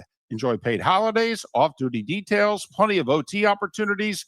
They're also hiring dispatchers and professional staff. So go to capecops.com. capecops.com. Be brave, be best, be Cape. American Paint Supplies, for nearly 30 years, is your one-stop shop for all your coating needs. If you are a designer, a contractor, a professional painter, or a weekend warrior, American Paint Supplies is the place where experts go to get expert solutions. At 6100 Shirley Street in Naples off of Pine Ridge, American Paint Supplies delivers the best solutions with the best products with the best support. Meet Gene and his team today at American Paint Supplies. Call 239-566-2700. That's 566-2700 or online at AmericanPaintSupplies.net.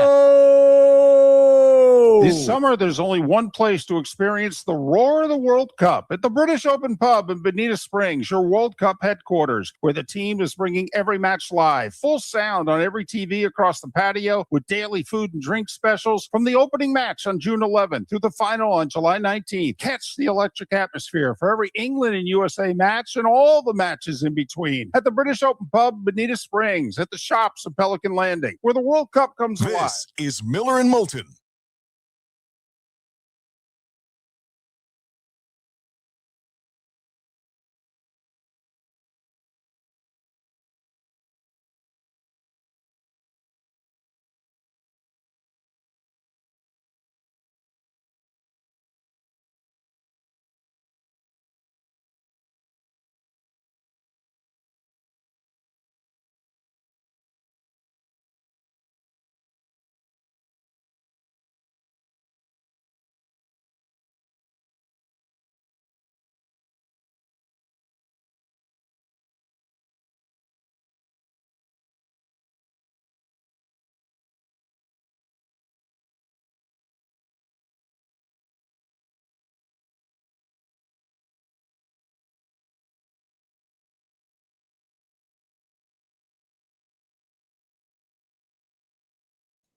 Today is Lou Gehrig Day.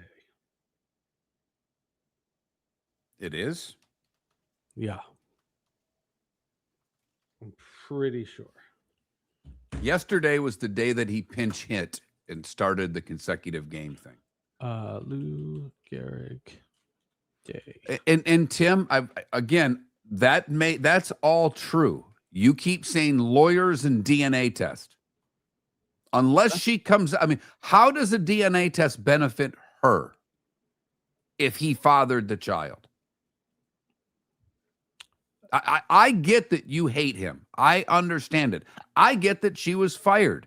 I mentioned earlier there was a lady from an article, and I think in the Guardian or the Daily Mail or it was a British paper tab. I think it was the Guardian because that's a real paper. But she basically said she knows of 6 other reporters that slept with coaches to get stories. Is anybody shocked by this? Because I'm not. People sleep with each other all the time when they're not married.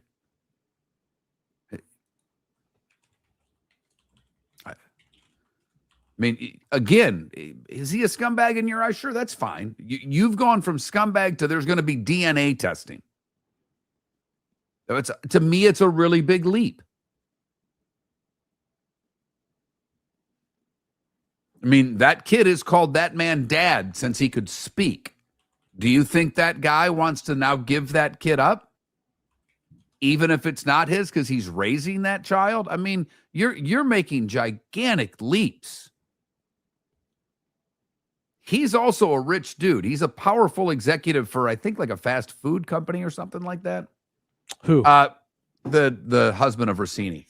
He's got a big job. Mr. Rossini. Mr. Rossini, yes. By the way, yes, I could definitely introduce you to my wife's friend who does a lot of horse jumping in the Jersey area. I don't know where. I'm having. Yeah, I lunch want to with talk her. to her about two things. Yeah, I want to talk about the horse stuff. Maybe connect her with my kid, but also the Rutgers. Yeah, to try to okay. Hi. Yeah. Well, I mean, she's I was just trying to be subtle. No. She teaches she's in the. I don't know if they have a veterinary program there, but she teaches. She's in the building. Yeah, she teaches equestrian, equine nutrition or something like that. And it turns out that she knows from middle school. She knows the communications people. I doubt that because she's actually from Wisconsin originally, but she probably knows people. I know. Somebody. It's just networking. I hear you. She is tenured there. She's been there a while. That's a tough nut to crack, Rutgers. Yeah, I bet.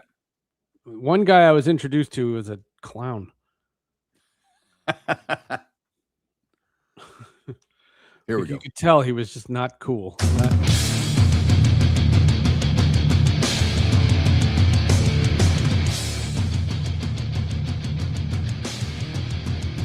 You're listening to Miller and Moulton, coming at you from the Floormeister Studios. Floormeisters, keeping it real.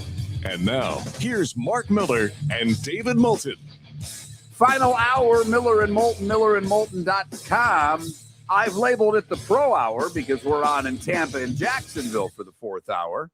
The two markets that have NFL teams, of the markets that we are carried in. This is the only ones that carry hour number 4. We used to be on in our home market, but that's not the case anymore. So those of you that may have joined us on Twitch or YouTube for the final hour, we appreciate it. millerandmoulton.com is where you can get anything you missed and all the usual suspects. David with the week off, Seth filling in today. Trent will be here the rest of the week. Seth, you do the Hall of Justice podcast. You have 2 lives. You have a sports live and you have your Hall of Justice live. And we've had a couple of people in the chat room who have been pestering me since 6 o'clock this morning, wanting to know what's on Seth Everett's movie list for the summer. I don't know if there are any Marvel or other movies out. I know you just saw and did a podcast on The Mandalorian, so I'm not going to let you spoil your podcast. No, I'm doing that podcast coming out Thursday. I saw The Mandalorian and Grogu. I like the fact that you go to early movies. Yes. Seth let us know this when he filled in last week or the week before, whenever the hell it was. Yeah. But Seth let us know he goes to the earliest movie of the day. Yep. Because there's only 6 people in the theater. Yep. And that way, if he turns his phone light on or whatever he's got to do, so he can take notes. Do you? By the way, do you write notes down or do you just type them in the phone in your notes? I type them in the notes app. Yeah. All right. Yeah. Do you write anything anymore? You made fun of me for writing checks. I write checks. How many? There's one doctor's office that my kid goes to that doesn't take like Venmo or credit cards or Zelle or any of these things. So I write a check, and it's the only reason why I have these checks. And you can look back at the check numbers; they're all to this one person. I mean, that's it. But yeah, no, the notes app. There are people that have thousands of notes in the notes app. Like I have 12. But what I do is I'll write keywords during the film. I'll be like, why Mando no take helmet off, or just something quick, and it triggers my brain when I'm doing the podcast. I look at that note, and it'll just remind me of what I was thinking when that happened. I'm going to do the same thing on Thursday for Masters of the Universe. Okay, I am curious of one thing. You have had this podcast for how long now? Hall of Justice? 11 years. Yeah, 11 going on 12. You've been doing this a long time. You have met an insane amount of people through this podcast. No, I mean, both combined, yeah. But the Hall of Justice, the sports thing, because I interview sports people, so that doesn't always mean anything to me. Sometimes you get some people go, oh, that's cool, but I don't. Sometimes you've had some voice actors or actual actors that I'm like, damn, that's what we call in the business a good get.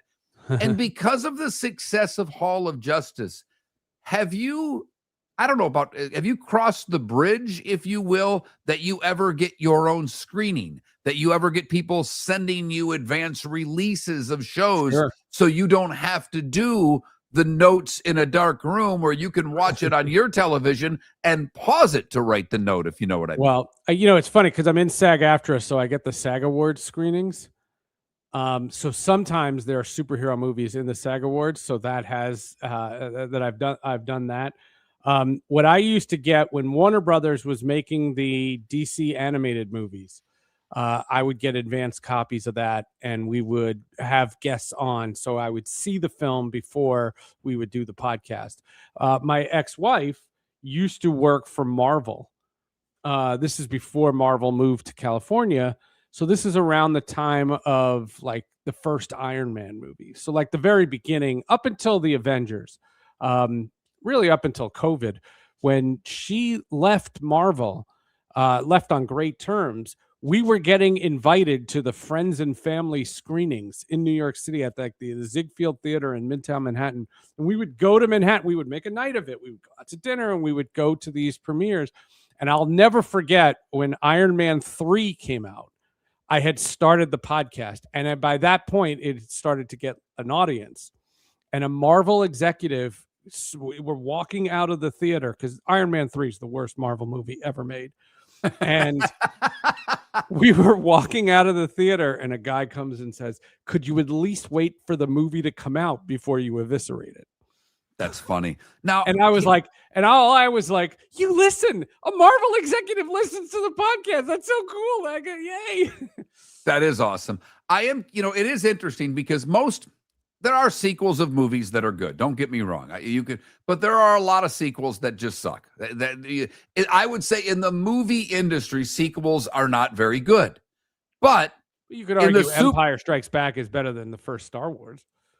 But what I was getting to is the genre of movies that you're into and do your work on, their sequels have had far more success than any other genre of movies.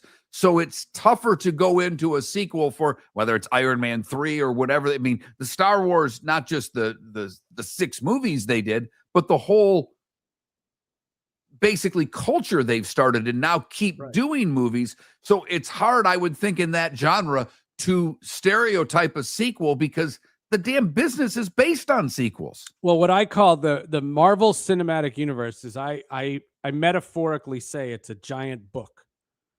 And every film, show, feature thing, they're all chapters of a book. And if you were reading a novel, and if you read a novel that you like, that doesn't necessarily mean that every chapter in the novel is great. You're not going to read a book and say, you know what, chapter 6 is great, but chapter 5 is terrible. That's what Marvel is. And to me, in any one of these things, I don't treat them like standalone movies. They are chapters in a book. And that's what Star Wars has become too. Star Wars used to be the movies, but now what's happened is the mythology has grown with the Clone Wars and the Mandalorian and the Rebels and the Andor and Rogue One and all these different things that what you have to do. And this is how I looked at Mandalorian. The Mandalorian movie feels like season 4 of the show, which doesn't necessarily mean it's bad, but it's season 4 of that show. It's not spectacular. Nothing happens to them. At the end of the movie, they are in the exact same position as they were when they left, when they began. So to me, what's changed is the serialized nature of this. I think it's the only genre that continues to put movies out, Seth. I mean, and I'm not it's not what I'm into. And I'm not being the old man on the street, but it's the only movies that make real money. Right. I mean, everything else seems to be they recreate movies that have already been done. You know, like I don't go to the movies, but largely I never go socially.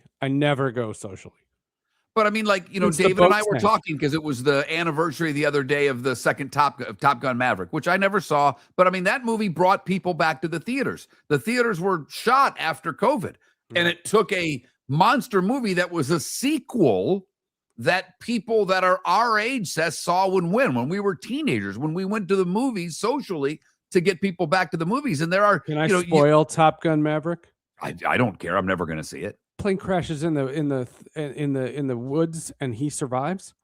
Come on. If you're grounded in reality, that movie's terrible. Thank you. Now I feel even better for not having seen it.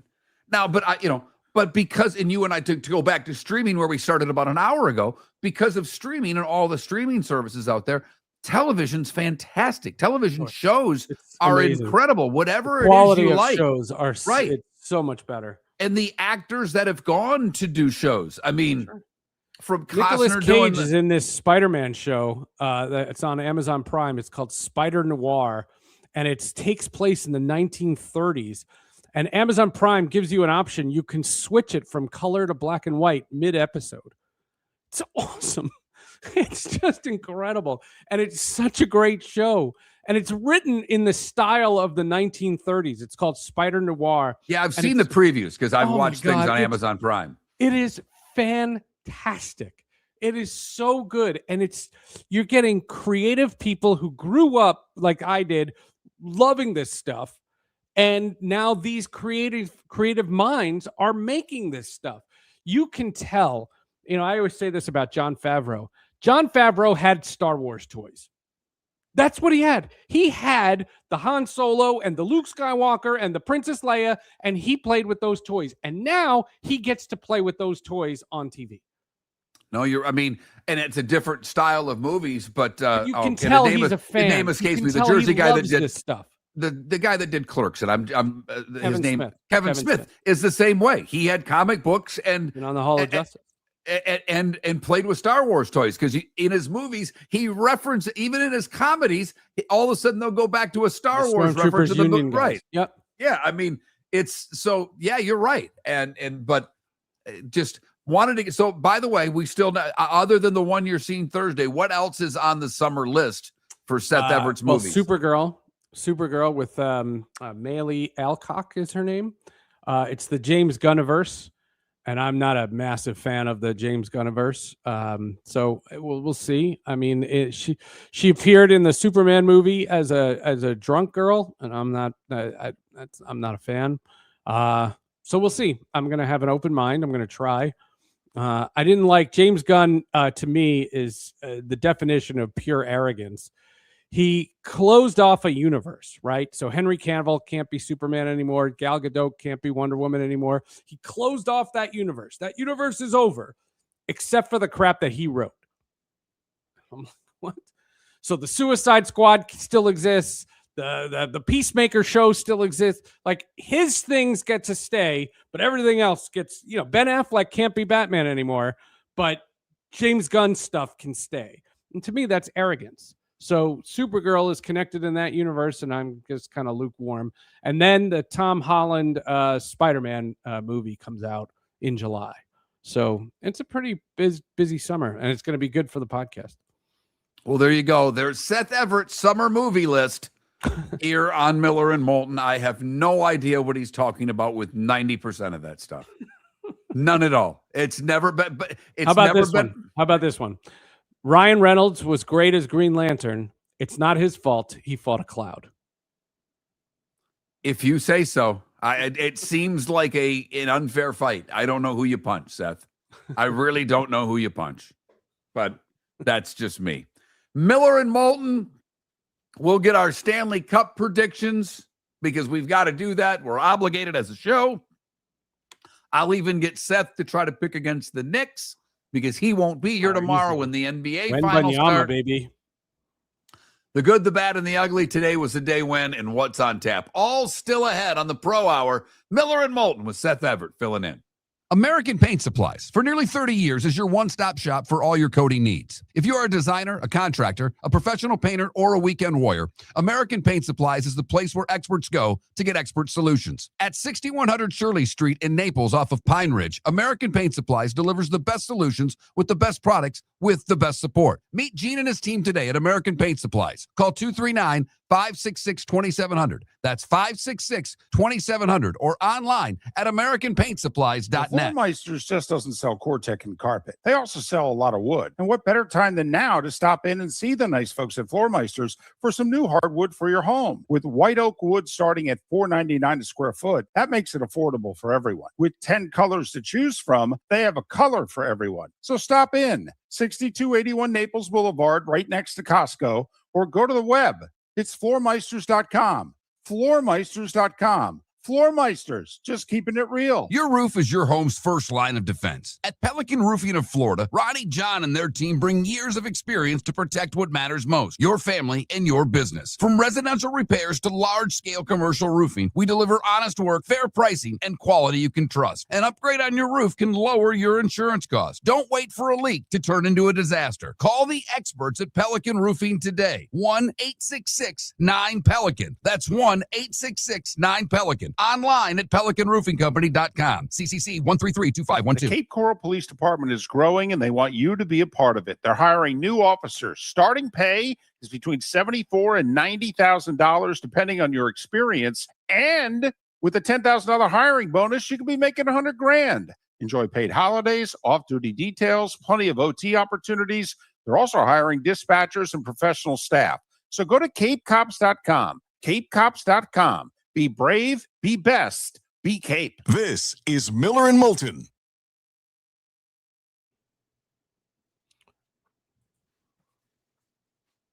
Hey, we should do something with Lou Gehrig Day. It's really Lou Gehrig Day? Yeah, and there's two reasons, and I did the research. Number one, this is the day when he started the streak. Yesterday was the day when he started the streak. Nope, I had it. June Today was the day 2nd. when. All June right, well, 2nd. I'm just telling you. And today is the anniversary of his passing. Okay, we can do that now. That works for me. But I mean, yeah, I guess that's weird because yesterday I do the today was a day when, and yesterday he came in to pinch it for whoever and started his streak. It had it at June 1st. I get it. And to Tim, who's still on this Rossini-Vrabel thing, no, everyone doesn't commit adultery. Yes, they were both married with kids. His kids are all basically adults, or young adults. Her kids are young. That's horrible. That sucks. They're like 4 and 2. But his kids, one's coaching with him, I believe, or a coach, and his daughters are college age, if I'm not mistaken. I don't know.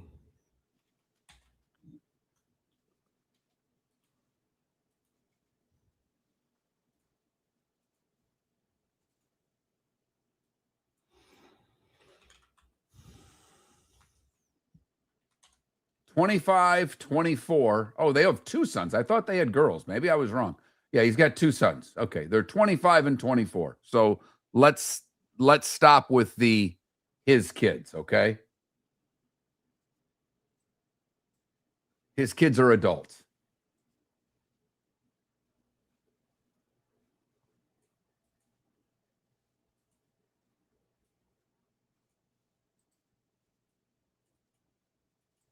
And trust me, I've been divorced with the child. Divorce sucks.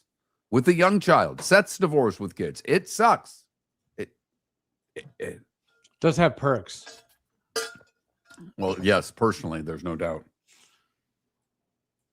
I can't do that on this podcast. Or this commercial break, for that matter. Maybe if I start drinking again.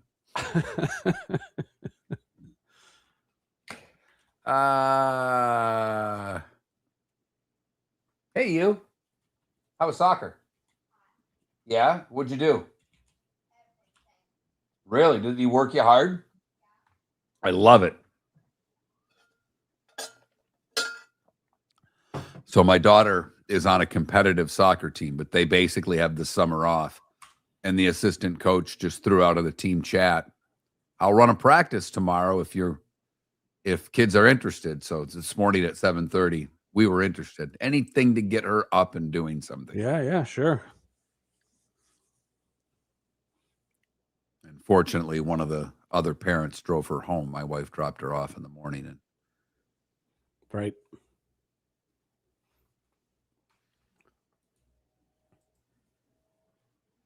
I do like this. After West Virginia 1-10 last night, the whole crowd singing Country Roads with the players on the field on the third baseline, arm in arm, singing with the crowd. That's fantastic. That's John Denver. Yeah. You ever hear my John Denver joke? Oh, no. Go ahead. So Monday Night Football, Broncos, Raiders. Yeah. Some dude in a press box sits in one of the empty seats, and I'm like, that's John Denver. And, we don't have cell phones, so I'm like whispering to people, is that John Denver? Is that John Denver? Is that John Denver? A week later, John Denver tragically dies in a plane crash. And I walk into the station, and the people are all like very solemn. And I said, what's going on? And they said, we're talking about John Denver. And I yell, that was him in the press box.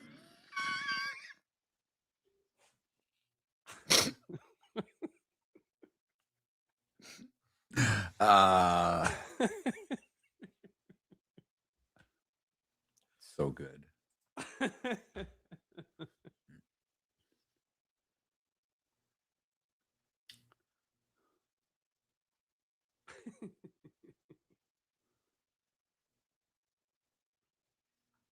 Press conference is at 4:15. Welcome back to Miller and Moulton. Text the guys what's in your mind at 21,000. That's 21000. And now, here's David Moulton. Well, not today. I probably should get that rejoiner out. Well, I told you the last time I hosted about the Tyra Banks in the answer machine. Yeah, but there's no way. That one doesn't even have my name in it, so I can't even edit that out. I could just I could record it and then just go over it with Mark Miller. But that, David off for the rest of the week. Seth sitting in today. Trent will be here the rest of the week. So we had a discussion during the break, and it's worthy of talking about. But today is Lou Gehrig Day. Yeah. And so I'm torn here because what I do today was the day when I am questioning the website where I get my information. Because according to what I had yesterday, he was a pinch hitter yesterday and started his 2,130 game streak. Seth is telling me I'm wrong. Maybe today was the day he stepped in as the Yankee first baseman. That could be it. Right. That could be a technicality. Lou Gehrig today, it's also the anniversary of his passing.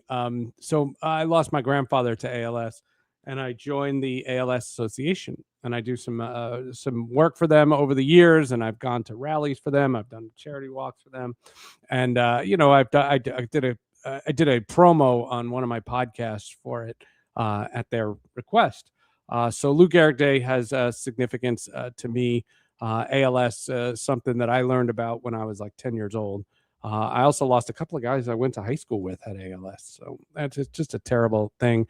I'm thrilled that baseball is doing that. There's a young lady named Sarah Langs who used to work for ESPN. Now she works for MLB. She's great. If you are into baseball and you are on X, she is a must follow, an absolute must follow. You've had her on Sports with Friends, right? I had her on Sports with Friends. She's a sweetheart. She's a wonderful person. I don't know that I could put her on again. We had always left it open to come on, but I'm not sure her speech is so strong right now. But she is an absolute wonderful person, and the way she has connected this community. Freddie Gonzalez and I just talked about the people in baseball is what you cherish the most. And there's just wonderful people. She had a T-shirt made because she keeps saying that baseball is the best. And, when I said that I was having Sarah Langs on the podcast, people were like, in baseball, they were like, you be nice to her. Don't rip baseball. I would have said it too. I would have been on their side. Yeah, but when I asked her, and I said to her, it's a great clip of the podcast. I should find it. She when she came out and I said, "What's so wonderful about this sport?" And she said, "It's the people." And she's absolutely right. When I had Freddie Gonzalez on, we were paying tribute to Bobby Cox, and tears come to your eyes when you think about all the people and the lives that he touched. And you think about those things, and that's why between Sarah and just the idea of raising awareness for ALS, I support baseball, and I will be, after the show, wearing my "Baseball is the Best" T-shirt with all the proceeds that go to fighting ALS. Fantastic. By the way, Seth and I are both right. I looked it up. Gehrig pinch hit today. He did not get a hit. The pitch hit. Yesterday he pinch hit. You were right. He took over starting at first base because Wally Pipp got hit in the head with a pitch on June 1st. Ironically, he didn't pinch hit for Pipp. He pitch hit for Pee Wee Wagner. So just for what it's worth. But they also didn't have batting helmets. No, they did not. That's where a beanball could really do some damage. Yeah. By the way, I don't know if you ever see these things. Did you see the story? And the coach got banned for life from Little League. It was in Oklahoma. It was a travel sports. Everybody knows my opinion on this. The parents are nuts. They're nuts. Yeah. The coach of a team in Oklahoma is playing a team from Nebraska. He tells his kid who's pitching to bean the kid, and then basically somehow people found out or whatever, and he calls it off, and he had his kid throw the ball at the opposing team's dugout. Oh, he just hit the mascot stuff. Like he threw it at the dugout. I saw the video. The parents go nuts. But the dad got thrown out of baseball. The Little League baseball people banned him for life, thank goodness. The Nebraska coach, I give all the credit in the world. One, they finished the game. Two, he didn't blame the kids on the team for what happened. He knew it was the coach. And he said, look, this is a learning experience. Our kids finished the game. They won the game, and they lined up and shook hands with the other team because that's what you do after a game. So while it's an awful story for the one side, I give the coach of the Nebraska kids all the credit in the world for not quitting, for finishing the game, and teaching his kids how to act. That's terrible. Yeah, that's terrible. I didn't see that story, but I think my brain blocked it out. Like I don't blame you. I don't cross over it. Yeah, that's something I definitely would not see. But you do mention mascots, so I can tell the mascot story. 98 All-Star game, I get the assignment of I have to interview an umpire. And I didn't know in Coors Field, even though I had been to Coors Field 100 times at that point, I didn't know where the umpire's room was. So I asked one of the ushers, I said, "Hey, where's the umpire's room?" He said, "Oh, second door on your left." He was wrong. It's the third door on your left. And second door was the mascot room, the second door is the mascots, but because it's the All-Star game, all 14 mascots were in the room with their heads on the floor. Don't ever want to let the kids see that. I can't look at a mascot. I can't look at the Fanatic. I can't look at Mr. Mariner Moose. All of them. I've seen them all decapitated. So, Seth, I've told this story on air before, but I know you haven't heard it. I'm working in the ECHL, the AA Hockey League. We were owned by a team in the AAA, the old International Hockey League. Same team name. We were the Nashville Knights. They were the Atlanta Knights. We had one of those silly blow-up mascots, with the air tank on the side. So and a person in a costume. It was a person in it, but it was about an 11-foot tall mascot, and the arms just kind of flailed. Well, the guy that did it for us in Nashville was an ex-college wrestler. He was really good at it. He was agile, could skate pretty well, could move around. He would always start his entrance by running down the stairs and jumping into the glass of the opponent's bench. Well, they bring him to Atlanta while our team is on the road. He does his entrance. And Don Jackson was the coach of the Cincinnati Cyclones. Apparently, it had some back issues. It had a back surgery recently. Well, that startled him, and he kind of fell off where he was standing. And he went cuckoo for Cocoa Puffs. He climbed the glass and beat the snot out of our mascot. Oh, my God. And I'm in Columbus and doing the game on radio.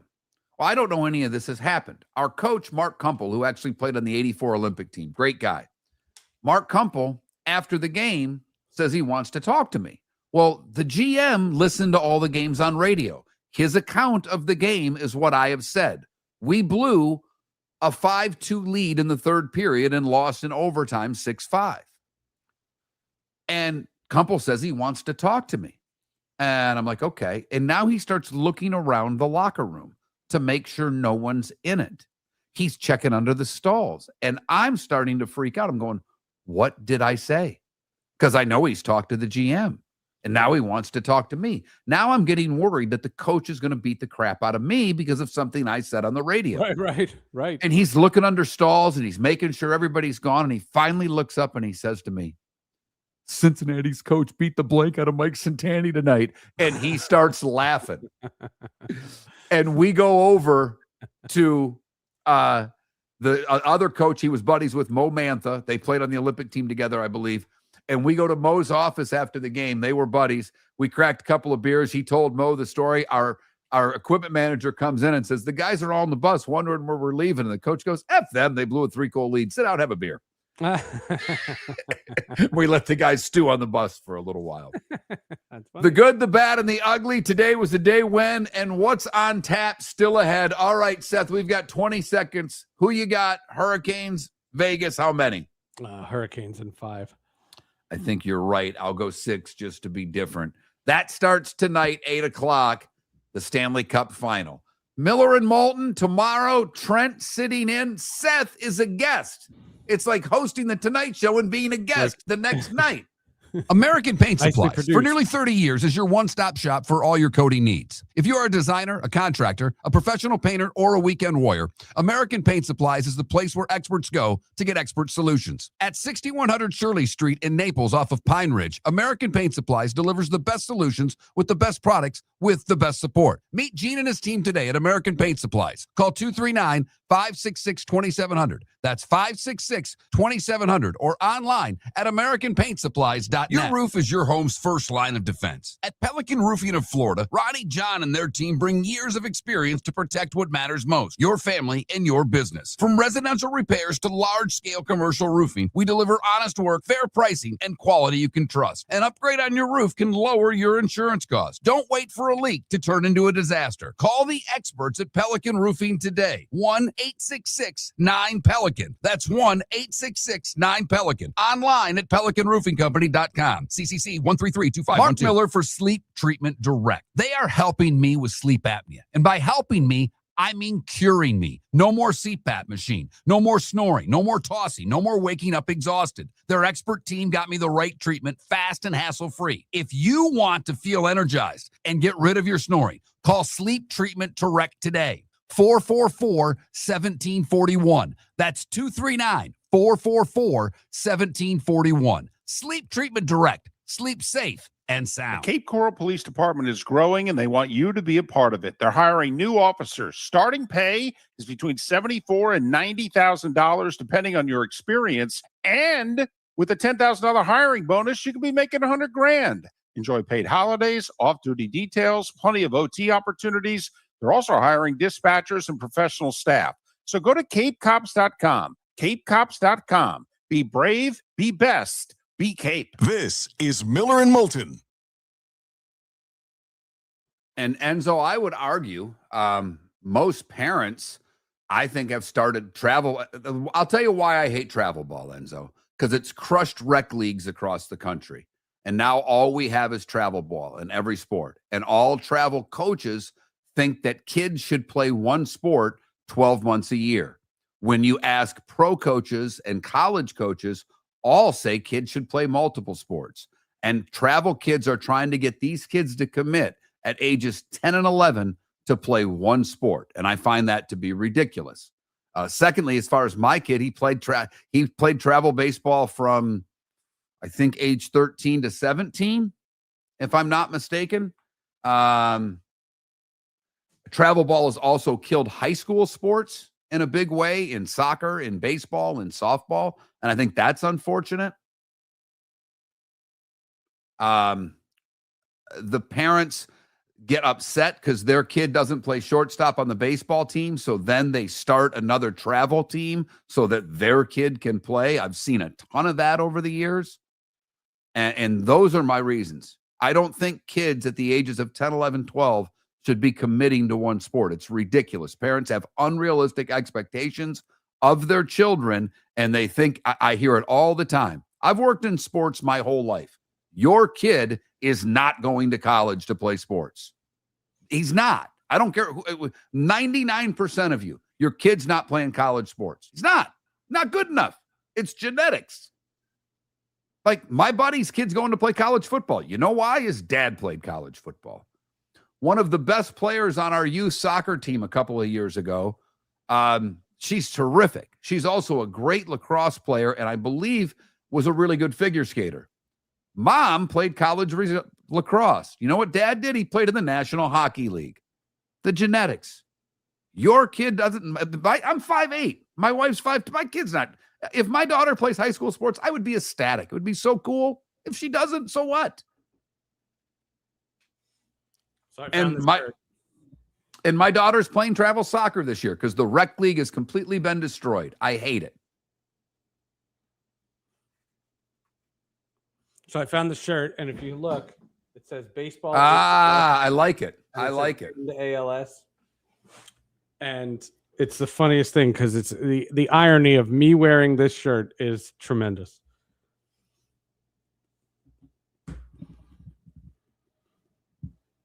Yeah, he is not my favorite guy, Big Val. I don't know if I worked. I don't know if I worked for a worse GM in any sport. I don't know if I worked for a guy who was as clueless as that guy, but whatever. I remember when he fired our whole office because the team was moving to Pensacola and we were all offered jobs. And at that time, they had offered me and my, I don't know if she was my wife or my fiance, my first wife or fiance at the time, offered us both jobs and then took them away because they decided that Atlanta was moving to Quebec and they couldn't move the Atlanta people to Quebec because obviously they didn't speak French. And so they gave all the Atlanta people jobs and fired all of us. And then they wanted us to clean the office out and pack it while we were given our 2 weeks. I went into my office every day and because my buddy goes, hey, they got a phone. This is back when no one had cell phones. He goes, they got a phone and they got a fax machine. So I went to the office every day until I found myself a job. I just went and he's like, you got to do this. And I just started laughing at him. I'm like, no, actually I don't, Greg. I won't be boxing up any of your stuff. I'll sit here for 8 hours because you're paying me, but I'm not doing anything. And I did get a job in Raleigh. That was on my role. That was on my role of going to cities that.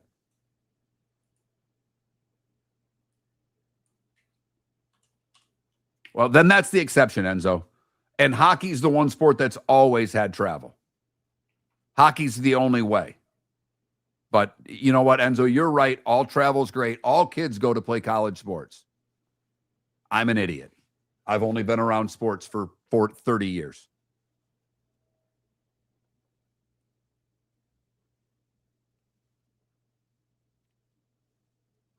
Nashville, a totally different city, Big Val. Man, Nashville was a different city then in the early 90s. Wow. It's a totally different place now.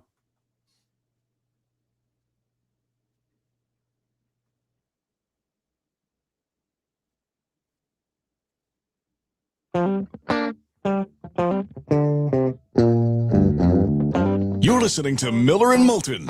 And now, here's Mark Miller and David Moulton. Miller and Moulton wrapping things up on a Tuesday. Man, it already feels like the end of a week. It's been a long 2 days.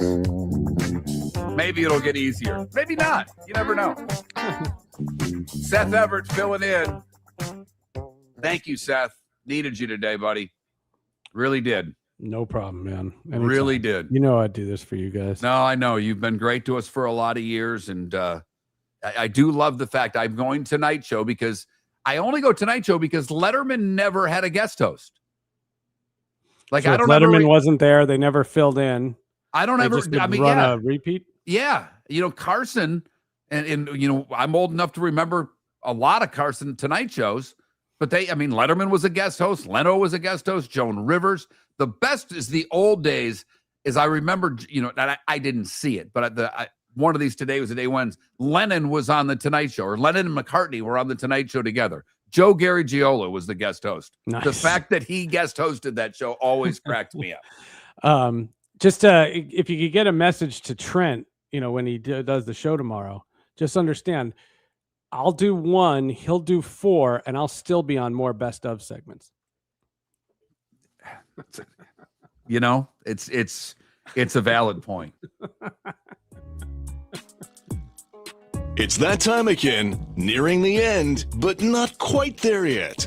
Here's Mark Miller with Today Was the Day When. 1883, we start today. The L in Chicago opens to traffic. In 1920, you know what the L stands for? Elevated train, right? There you go. In 1928, Kraft rolls out Velveeta. Where would we be without cheese in a box? It's not real cheese. No, it's not. FDR authorizes the swimming pool built inside the White House today in 1933. Not a ballroom? No, not a ballroom, a pool. We've been wasting money since 1933. Babe Ruth announced his retirement at the age of 40 today in 1935. This is going to be a tough segment. I can feel it already. Let's find sport. Ted Williams enlists in the U.S. Navy today in 1942. That is what, when I put that on there yesterday, I'm like, I couldn't imagine an athlete leaving a sport at any time to serve. Even we had Pat Tillman. Pat Tillman, right. Yeah. It's crazy. Queen Elizabeth II coronated today in 1953. She had a long run. Yes. She was on their money. So now he's on their money. He was on their money then, too. He was on the £5 note when I was there in 88, 89. He looks a little different. And their money was all different sizes. And my buddy we're at a pub, and my buddy started making fun of their money and the fact that he was on it. He realized really quickly that they did not have a sense of humor about the royal family. No. Well, anybody I've talked to can't stand them. Well, but they 89 was a different world. Dollars. They think it's an old, it's an outdated tradition and it should be gone. And the people that I talked to, and I was just there for New Year's, they can't stand all that stuff. 1989 was different. I'm just saying. Yeah, no, I get it. Today in 62, Ray Charles' cover of I Can't Stop Loving You from his crossover album Modern Sounds and Country and Western Music hits #1 on Billboard. The Beatles' Sgt. Pepper was released today in 67 in the U.S. It was the first Beatles album with identical track listings in both the U.S. and the U.K. It was #1 for 15 weeks in the U.S. David Bowie's single Fame was released today in 1975. I did not know this until yesterday. There's a cameo by John Lennon on that song. It's Bowie's first #1 hit. And it was a hit twice because he was on the Pretty Woman soundtrack. 1978, Springsteen's fourth album, Darkness on the Edge of Town, released. Today in 81, Barbara Walters asked Katharine Hepburn, if you were a tree, what kind of tree would you be? They taught that in school on what not to do. Yeah. Today in 85, UEFA banned English football clubs from competing in Europe. This was after the European Cup final that had Juventus against Liverpool, and the Liverpool fans went nuts at the bars and charged a group of fans from the Italian team. 32 fans were killed. Before the creation of the Champions League. Yes. Two things in 87. The Mariners draft Griffey Jr. #1. Made my career. And Whitney's second album is released. Had 4 #1 hits, including Whitney I Houston. Wanted. Yes. Is there another Whitney? From Newark. Dead Poets. You want to feel old? Dead Poets Society premiered today in 1989. Yikes. Right. The crime show The Wire debuted today in 2002, as did Eminem's The Eminem Show. Ken Jennings began his 74-game winning streak on Jeopardy today in 2004. DiMaggio's 56, Jennings 74. It's certainly question worthy of asking. And Seth's favorite guys, Sepp Blatter, announced his resignation from FIFA today in 2015, 5 days after his reelection amid the bribery scandal. Shocker. Martha, there's a documentary about it on Netflix. Again, watch it before you watch the World Cup. Martha Washington, Johnny Weissmuller, Charlie Sifford, who was the first African-American on the PGA Tour, Stones drummer Charlie Watts, Gary Premium, and Marvin Hamlich, who's an EGOT guy, you know, the Emmy, Grammy, and Tony. They would have all celebrated birthdays today. Larry Robinson from La Habitants is 75. NHL Commissioner Gary Bettman, 74, and he's doing that presser today. That should be a lot of fun. The Walrus, Craig Stadler, 73. Dana Carvey, 71. Wrestler Lex Luger, 68. Indiana coach Kurt Signetti, 64. And the savior of U.S. soccer, Freddie Adu, is 37. Remember him? Yeah, that was going to be the guy. He's still a teenager? but he still looks like one. Time to see life a little bit differently. Here's Mark Miller with the good, the bad, and the ugly. What you got, Mark? For the good, we go to Colorado, where animal law enforcement officers responded to a call that they'd never had before. The Humane Society of the Pikes Peak region said law enforcement officers responded when a neighbor reported a pig got his tusk hooked in a fence. They couldn't get it out, so they called the fire department with stronger equipment. And Edgar the pig was saved. By the time that they were able to get him out of the fence, his owners arrived and took him home. For the bad, we go to Cape Coral, Florida, where Francis Broderick, the 86-year-old, was trying to park in his neighbor's driveway. Instead, he drove the car into their living room. He was drunk and refused to take sobriety test or a breathalyzer test and faces charges. And finally, the ugly, we go to the state of Oregon, where Benjamin Bacour didn't have a place to live.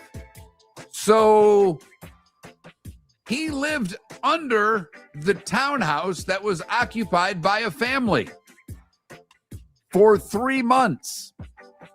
He had TVs, gaming consoles, cooking burners, and string lights all hooked up to the family's electricity to power them all.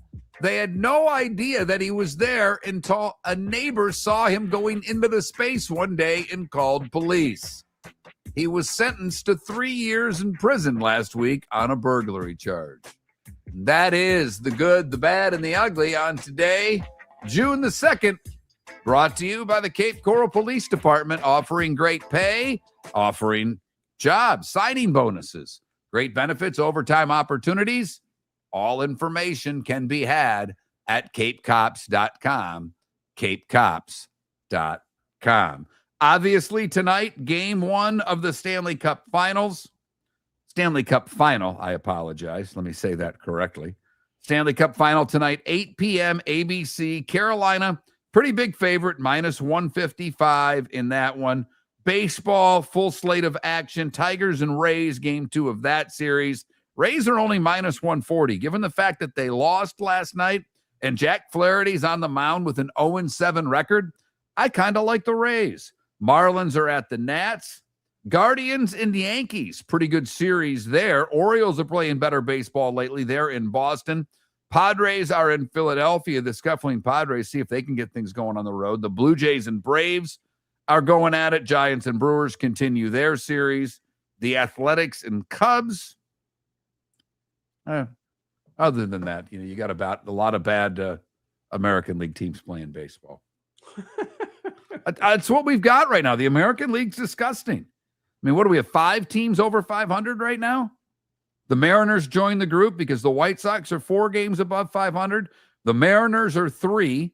The Yanks and Rays are pretty good. The Guardians are 7 games over. That's it. I mean, 5 games and the 5 teams in the entire AL that are over 500. It's ridiculous. That's terrible. So John Smoltz. I spoke to John Smoltz yesterday, literally yesterday, and he first of all, he's like one more qualification away from being on the senior tour.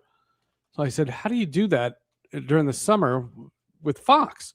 Like, don't you have games to do? He said Fox doesn't care if he misses regular season games. I thought that was pretty wild. And then he slammed the sport. He slammed the analytics. He slammed the launch. Like, he did it. I didn't tee him up for a second. And he ripped the sport that pays him a lot of money. I don't know what to say. Hey, we all know there are problems. I just don't. They don't want to address them. And Seth, I apologize because I did want to get to this earlier in the show. I'll let you go quickly because we got a couple minutes left. I had sent you an article. We never even talked about it. But Bob Nightingale wrote, I thought, a pretty good piece for USA Today. Had a lot of quotes from owners that he didn't put their names to that don't want expansion. Don't expand. Yeah, don't expand. No, first of all, you have two franchises that need to be fixed. And you can say that you have a plan to fix them, but they haven't been fixed yet. And I just don't think that you're in a position to be growing the game. Now, there is talk about radical realignment. And in that story, there was something on that. This idea of the radical realignment, I'd get rid of the American and National League. They're not different anymore. First of all, you made all the rules universal. You don't have you have a DH in both leagues now. You don't have separate umpires. When I started covering baseball, you had American and National League umpires. One wore the chest protector on the outside, one wore it on the inside. There was a thing called they had a a National League right. strike zone. Right.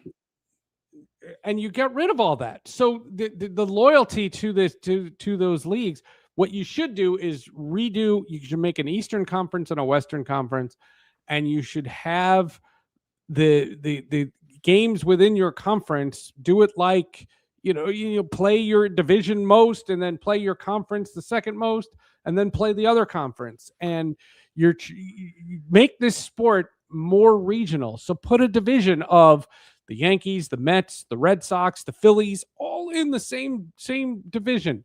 Put the Marlins and the Rays and the Braves all in the same division.